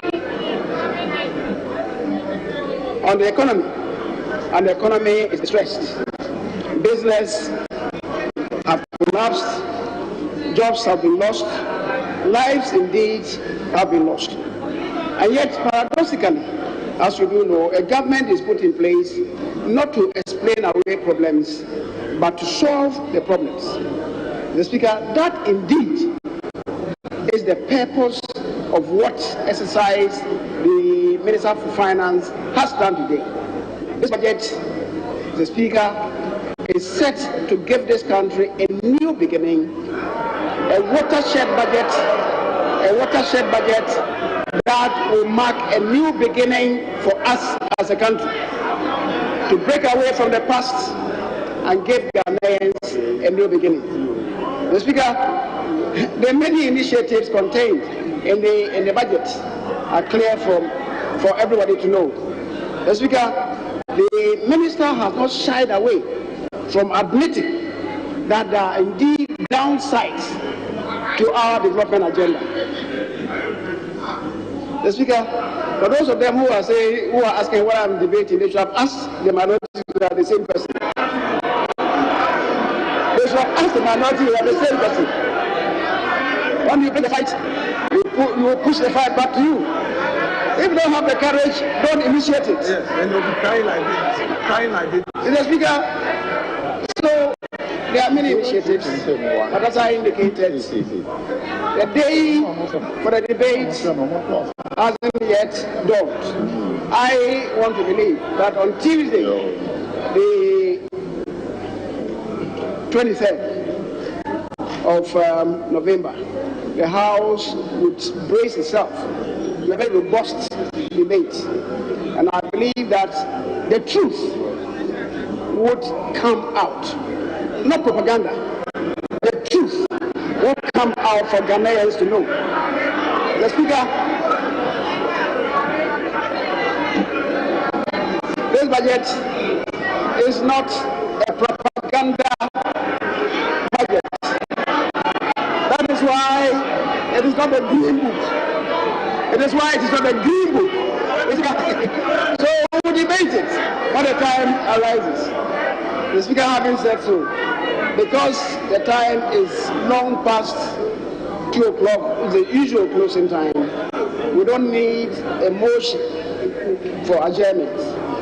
Adjourning, Mr. Speaker, lies with you, and I believe that we would adjourn the House so that we can move to over what we have done. And, Mr. Speaker, we have agreed. I'll punish you. By way of announcement, we have agreed that the post-budget workshop. I'll get hold of it.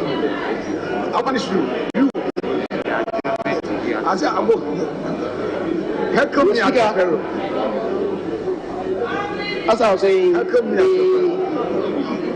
the post-budget workshop will hold in Hull, and we are told that the facility may not be available in the morning of Saturday, so the post-budget workshop will begin in earnest in the afternoon of Saturday, and for us at home. And the adjournment for today, Mr. Speaker, because of an earlier commitment, the adjournment for today until tomorrow, the sitting for tomorrow will not begin at 10, but rather begin at 12 o'clock in the noon. 12 o'clock noon time tomorrow. Mr. Speaker, let me also say that the Women Caucus are supposed to hold themselves in readiness for a group photograph soon after we adjourn. A group photograph, the Women Caucus. The same goes for leadership of the House. For some particular reason, the Women Caucus, all of you together, will have a group photograph. Immediately we adjourn, and the same goes for leadership. Having said so, Mr. Speaker, as I said, adjournment rests with you. I thank you very much, Mr. Speaker. Very well, honourable members. Before I adjourn the House, let me repeat this announcement that the Women Caucus and the leadership of the House are required to take photographs for the 2022 calendar Parliament. Please note that it is immediately after adjournment. On that note, the House is adjourned to tomorrow at 12 noon. 12 noon.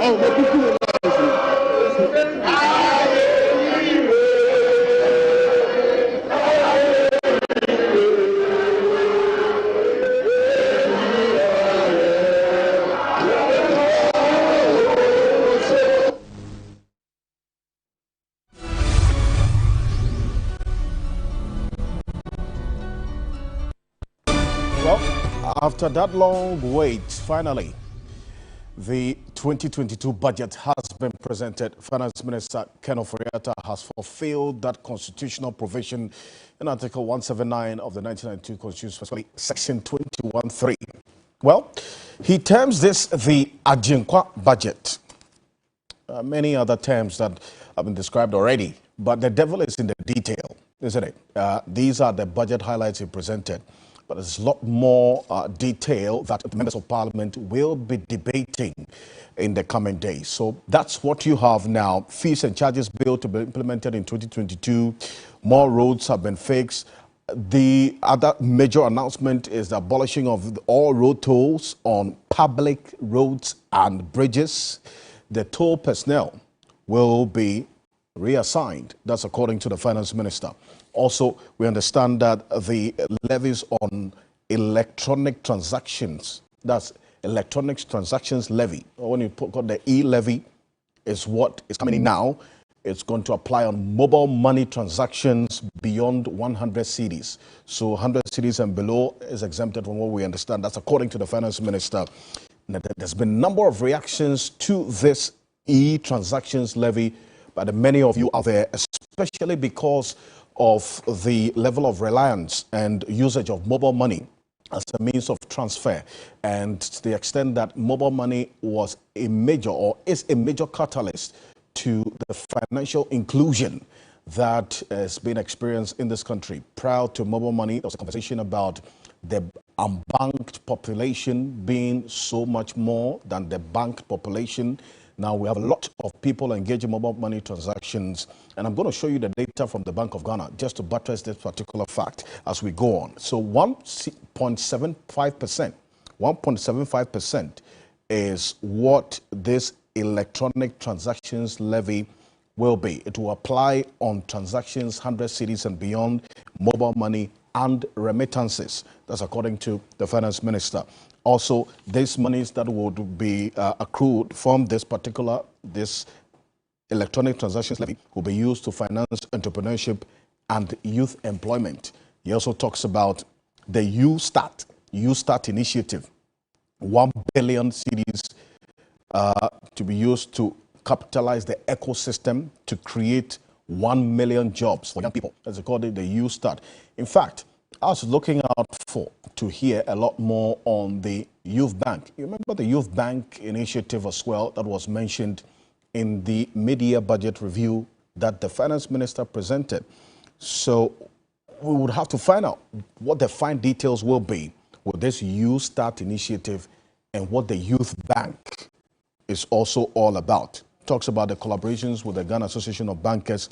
Also, they're talking about related to NAPCO. They say that over 33,000 NAPCO beneficiaries have been given permanent jobs.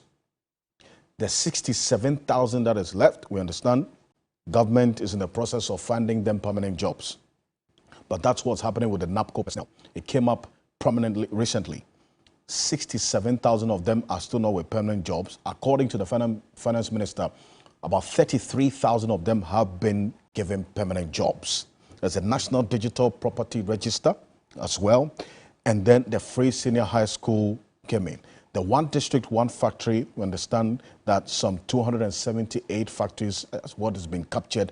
106 factories are operational with some 157,782 direct and indirect jobs. On roads, we have some 21,165 of them, 6,225 trunk roads as well. The major issues here is NAPCO. What's going to happen to the 67,000 out of the 100,000 beneficiaries who are yet to be given permanent employment? What's the exit plan for them? Because this was captured in the 2021 budget, that the exit plan for NAPCO beneficiaries will be spelled out. This was in 2021 budget. Now, the 2022 budget is talking about 33,000 of them have been given employment.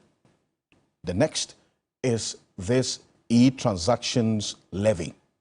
How is that going to impact on financial inclusion, especially because of the level of ease, convenience that mobile money has brought to the financial space?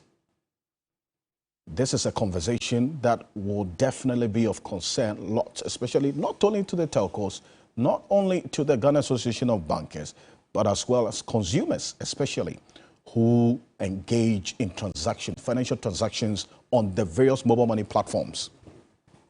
That is the major concern here. I'm going to show you right now data from the Bank of Ghana, and follow me closely. This is what's happening here with the Bank of Ghana, specific data as you have it there.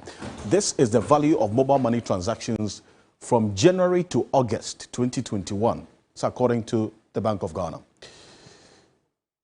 In January, mobile money transactions were about 67.1 billion Ghana cedis, 2021.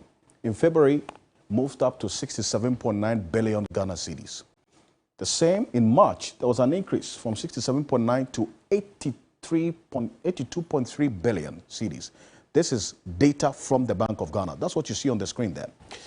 In April, mobile money transactions increased from 82.3 to 83.8 billion. In May, it increased to 86.5 billion. This is the value of mobile money transactions.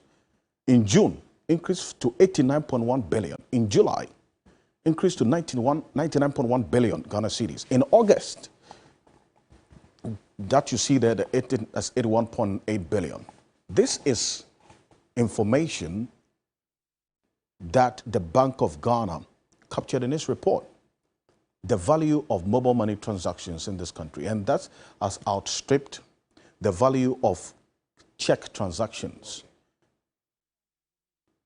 And this has been a major issue, at least with the reactions that we're monitoring so far with the announcement of this e-transactions levy.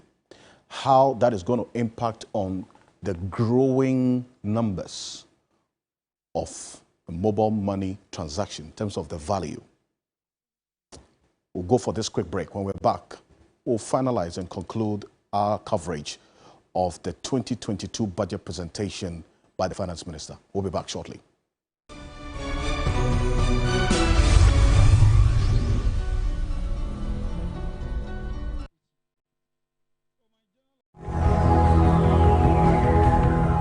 So Rakwe is my name, and then for the past 3 years now, I've been having issues. I've been to a lot of health centers and I don't see any improvements. My friend recommended Dr. Marina to me and I tried passing by. In less than a month, I've seen a lot of improvement. Guys, anybody with health issues should pass by Diamond Hospital. Diamond Hospital should be your last stop.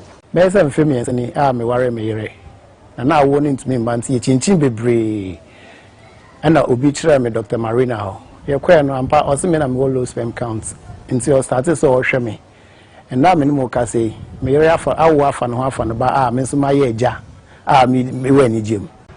I was having a prostate problem, and I've been to so many hospitals in Accra here, and a friend of mine introduced Dr. Marina to me.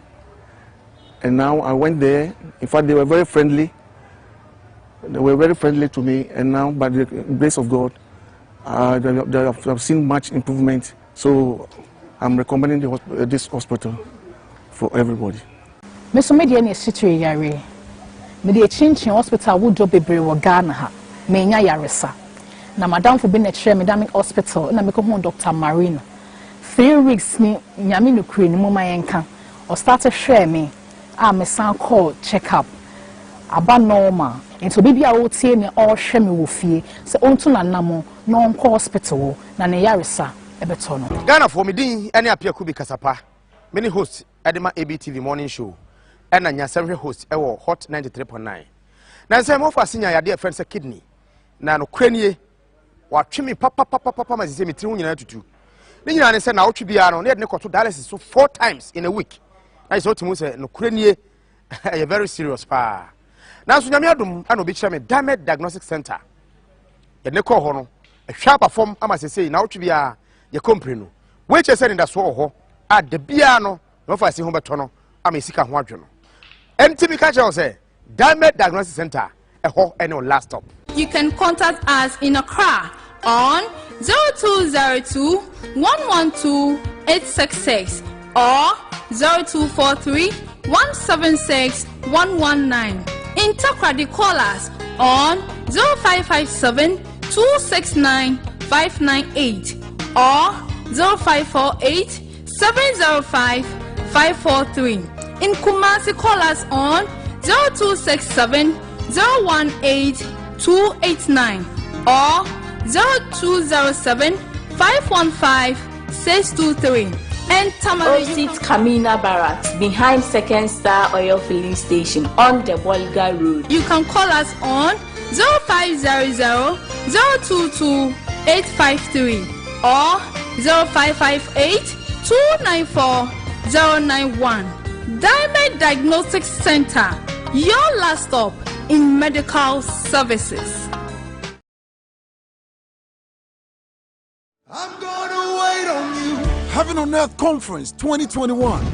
The best is yet to come. Global lead pastor Gideon Danso and the good folks of Empowerment Worship Center brings to you yet another life-changing conference this November. Guest speakers, the legendary Dr. Mesa Otabil, Samuel Rodriguez, John Gray, Pastor Paul Doherty, Keon Henderson, Bradley Knight, and the host, Gideon Danso. Dante Bowe from Maverick City will lead worship together with our very own EWC Live. Date, 17 to 21st November 2021. Venue, the Prayer Factory, Obasanjo Road, next to Allied Heights, Jowulu, Accra. For more info, visit heavenonearthewc.com. Heaven on Earth Conference, the best is yet to come. Empowerment Worship Center, where God lives. Hello Ghana! Christmas is approaching and there is a need to give your home that perfect look and feel. So, get ready for your official real estate and home accessories needs fair. 3FM, TV3 and Planet One Multimedia present the 4th Annual Ghana Home and Lifestyle Fair 2021, bringing together all real estate and construction companies, home appliances, furniture and interior decor companies, CCTV security, doors, paint, tiles, locks, bath, kitchenware, home insurance and internet services, gardening and flower companies to exhibit their products and services to the general public at the 4th Annual Ghana Home and Lifestyle Fair. Date, Friday 26 to Sunday 28 November 2021 at the Achimota Mall. Time, 10 a.m. to 6 p.m. daily. To exhibit your products and services, call 0244-627609. Media partners, Onia TV, Onia FM, 3news.com, The Mirror and Senior Global Solutions. The 4th Annual Ghana Home and Lifestyle Fair 2021. Sometimes you just know that something ain't going good. You say to yourself, this ain't working for me. There be no shame in that, man.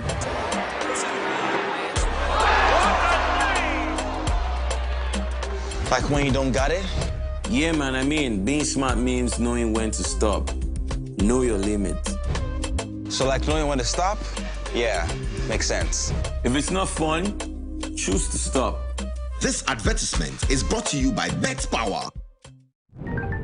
Hello Ghana! Christmas is approaching and there is a need to give your home that perfect look and feel. So, get ready for your official real estate and home accessories needs fair. 3FM, TV3 and Planet One Multimedia present the 4th Annual Ghana Home and Lifestyle Fair 2021, bringing together all real estate and construction companies, home appliances, furniture and interior decor companies, CCTV security, doors, paint, tiles, locks, bath, kitchenware, home insurance and internet services, gardening and flower companies to exhibit their products and services to the general public at the 4th Annual Ghana Home and Lifestyle Fair. Date, Friday 26 to Sunday 28 November 2021 at the Achimota Mall. Time, 10 a.m. to 6 p.m. daily. To exhibit your products and services, call 0244-627609. Media partners, Onia TV, Onia FM, 3news.com, The Mirror and Senior Global Solutions.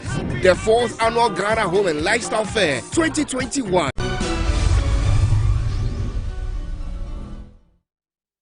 Welcome back. This is the concluding aspect of our special coverage of the 2022 budget presentation. You've heard the Finance Minister. Let's go over back to Parliament. My colleague, Naneka Mensah-Brampa, is talking to the Honourable Member of Parliament for the Lembele constituency, Emmanuel Amakofibor, former Energy Minister. Take a listen to him. Is that, did you even see anything in this budget that gives hope to ordinary suffering Ghanaians? On the other hand, this government has introduce additional punitive taxes. Today, in this budget, it says that anytime you do a momo beyond 100 Ghana cedi, 1.7% of taxes are slapped on it. Do you know what that really means? What is even worse is the other additional taxes that is going to really make the black market, forests in the black market, worse, because people are no longer going to be doing transfers of money through the Bank of Ghana. Obviously, we've been here before. This is a government that is demonstrating on a daily basis. But beyond the taxes, there's abolished road toll, and we are looking also at the interventions made within entrepreneurship. We're talking about the You Start initiative. Why won't you look at these initiatives and things that government has raised? This budget should have told us the progress we have made on the Obatampa big talk in the 2020 budget. What happened to that? We were supposed to have a program of industrialization, entrepreneurship in 2020 through an Obatampa infusion of funds. This minister today, by his silence on the progress of that, told us that that was a complete failure. He goes back and introduces. This is a government that has been noted for sloganeering. Well, so that's a little technical here. That was my colleague, Naneka Mesa Brapa, with Emmanuel Amakofiwa, Member of Parliament for the Elembele constituency. So that's what's happening. Indeed, a number of you have been reacting to this electronic transaction levy, 1.75% on mobile money transactions beyond 100 cedis, and that will be borne by the sender. The same with remittances as well. Now, I still have Dr. Kota still with us in the studio. This evening, we're going to do a quick just round up on what we've heard so far. Dr. Julius Kweku Kata is an international economist. Look, we run a largely informal economy. Yeah. Over 80% of this economy is informal, and the informal sector relies on this means of transactions, mobile money platform. How is this 1.75% going to impact on the financial inclusion that we've been talking about all the while? Thank you very much once again. I think that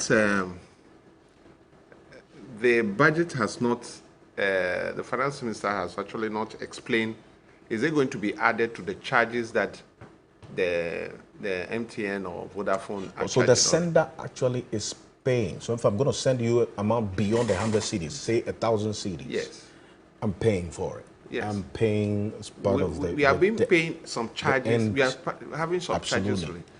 Where I'm taking it from, why I'm taking it from there is that there's a value placed on it for doing the transaction already. True.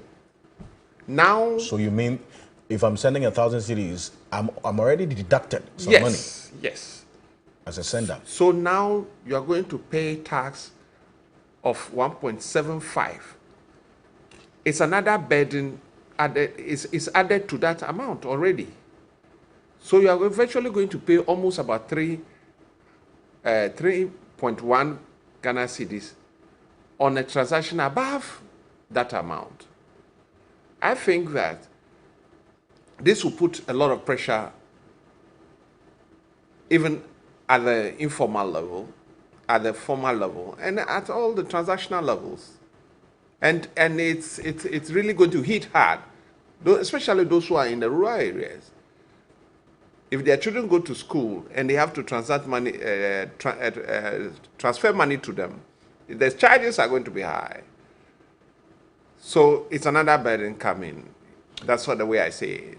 And this directly impacts on the market women, other operators within the informal sector. Within the informal sector. That is over 80% of the structure of the economy. I tell you.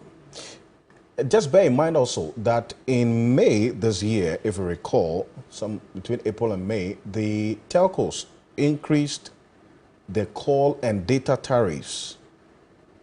This, they explained, was to make room for the 1% increase in the National Health Insurance Levy. Remember the 2021 budget the NHIL levy was increased by an additional 1% because government said it wanted to raise some more money to take care of COVID-19 expenditure.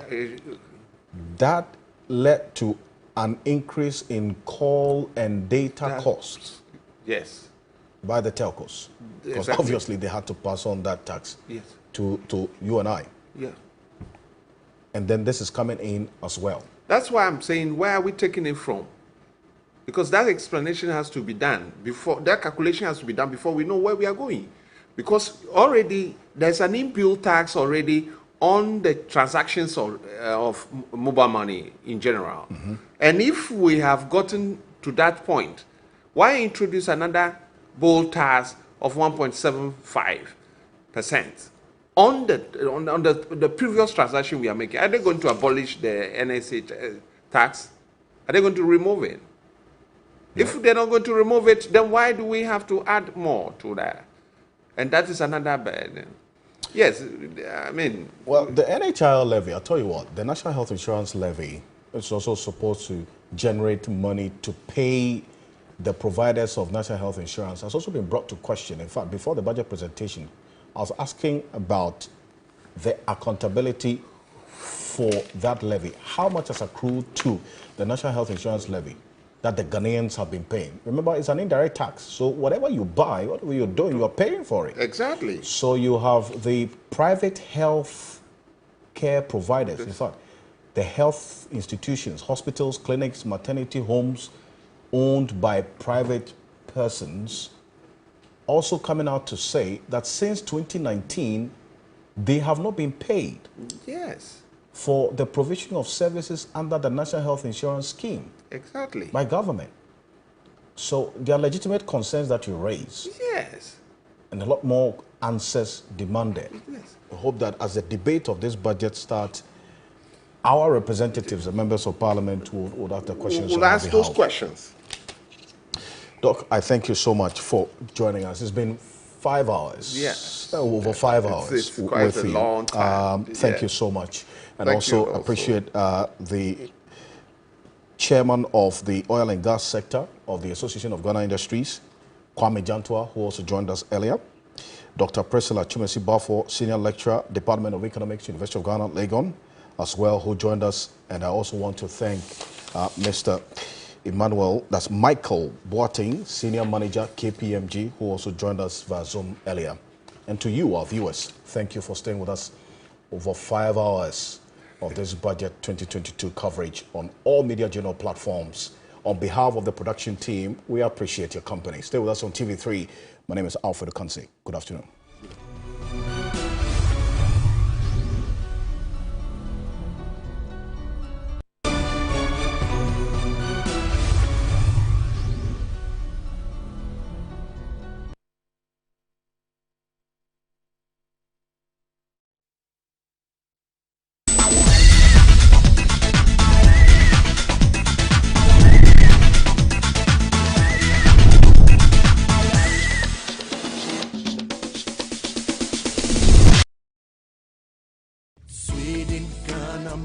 Since 2014, the Sweden-Ghana Medical Center, SGMC, has helped many Ghanaian teachers with free cancer treatment. This timely intervention has saved the lives of many members of the Ghana National Association of Teachers, NAT, including their spouses and children. That financial stress that NAT took, that was a big relief. It was a big relief to the family. With increasing awareness, many more NAT members are getting free treatment of cancer at SGMC. But in order to sustain this life-saving scheme, NAT is appealing to all members to consider contributing only 5 Ghana cedis monthly instead of 2 Ghana cedis. We are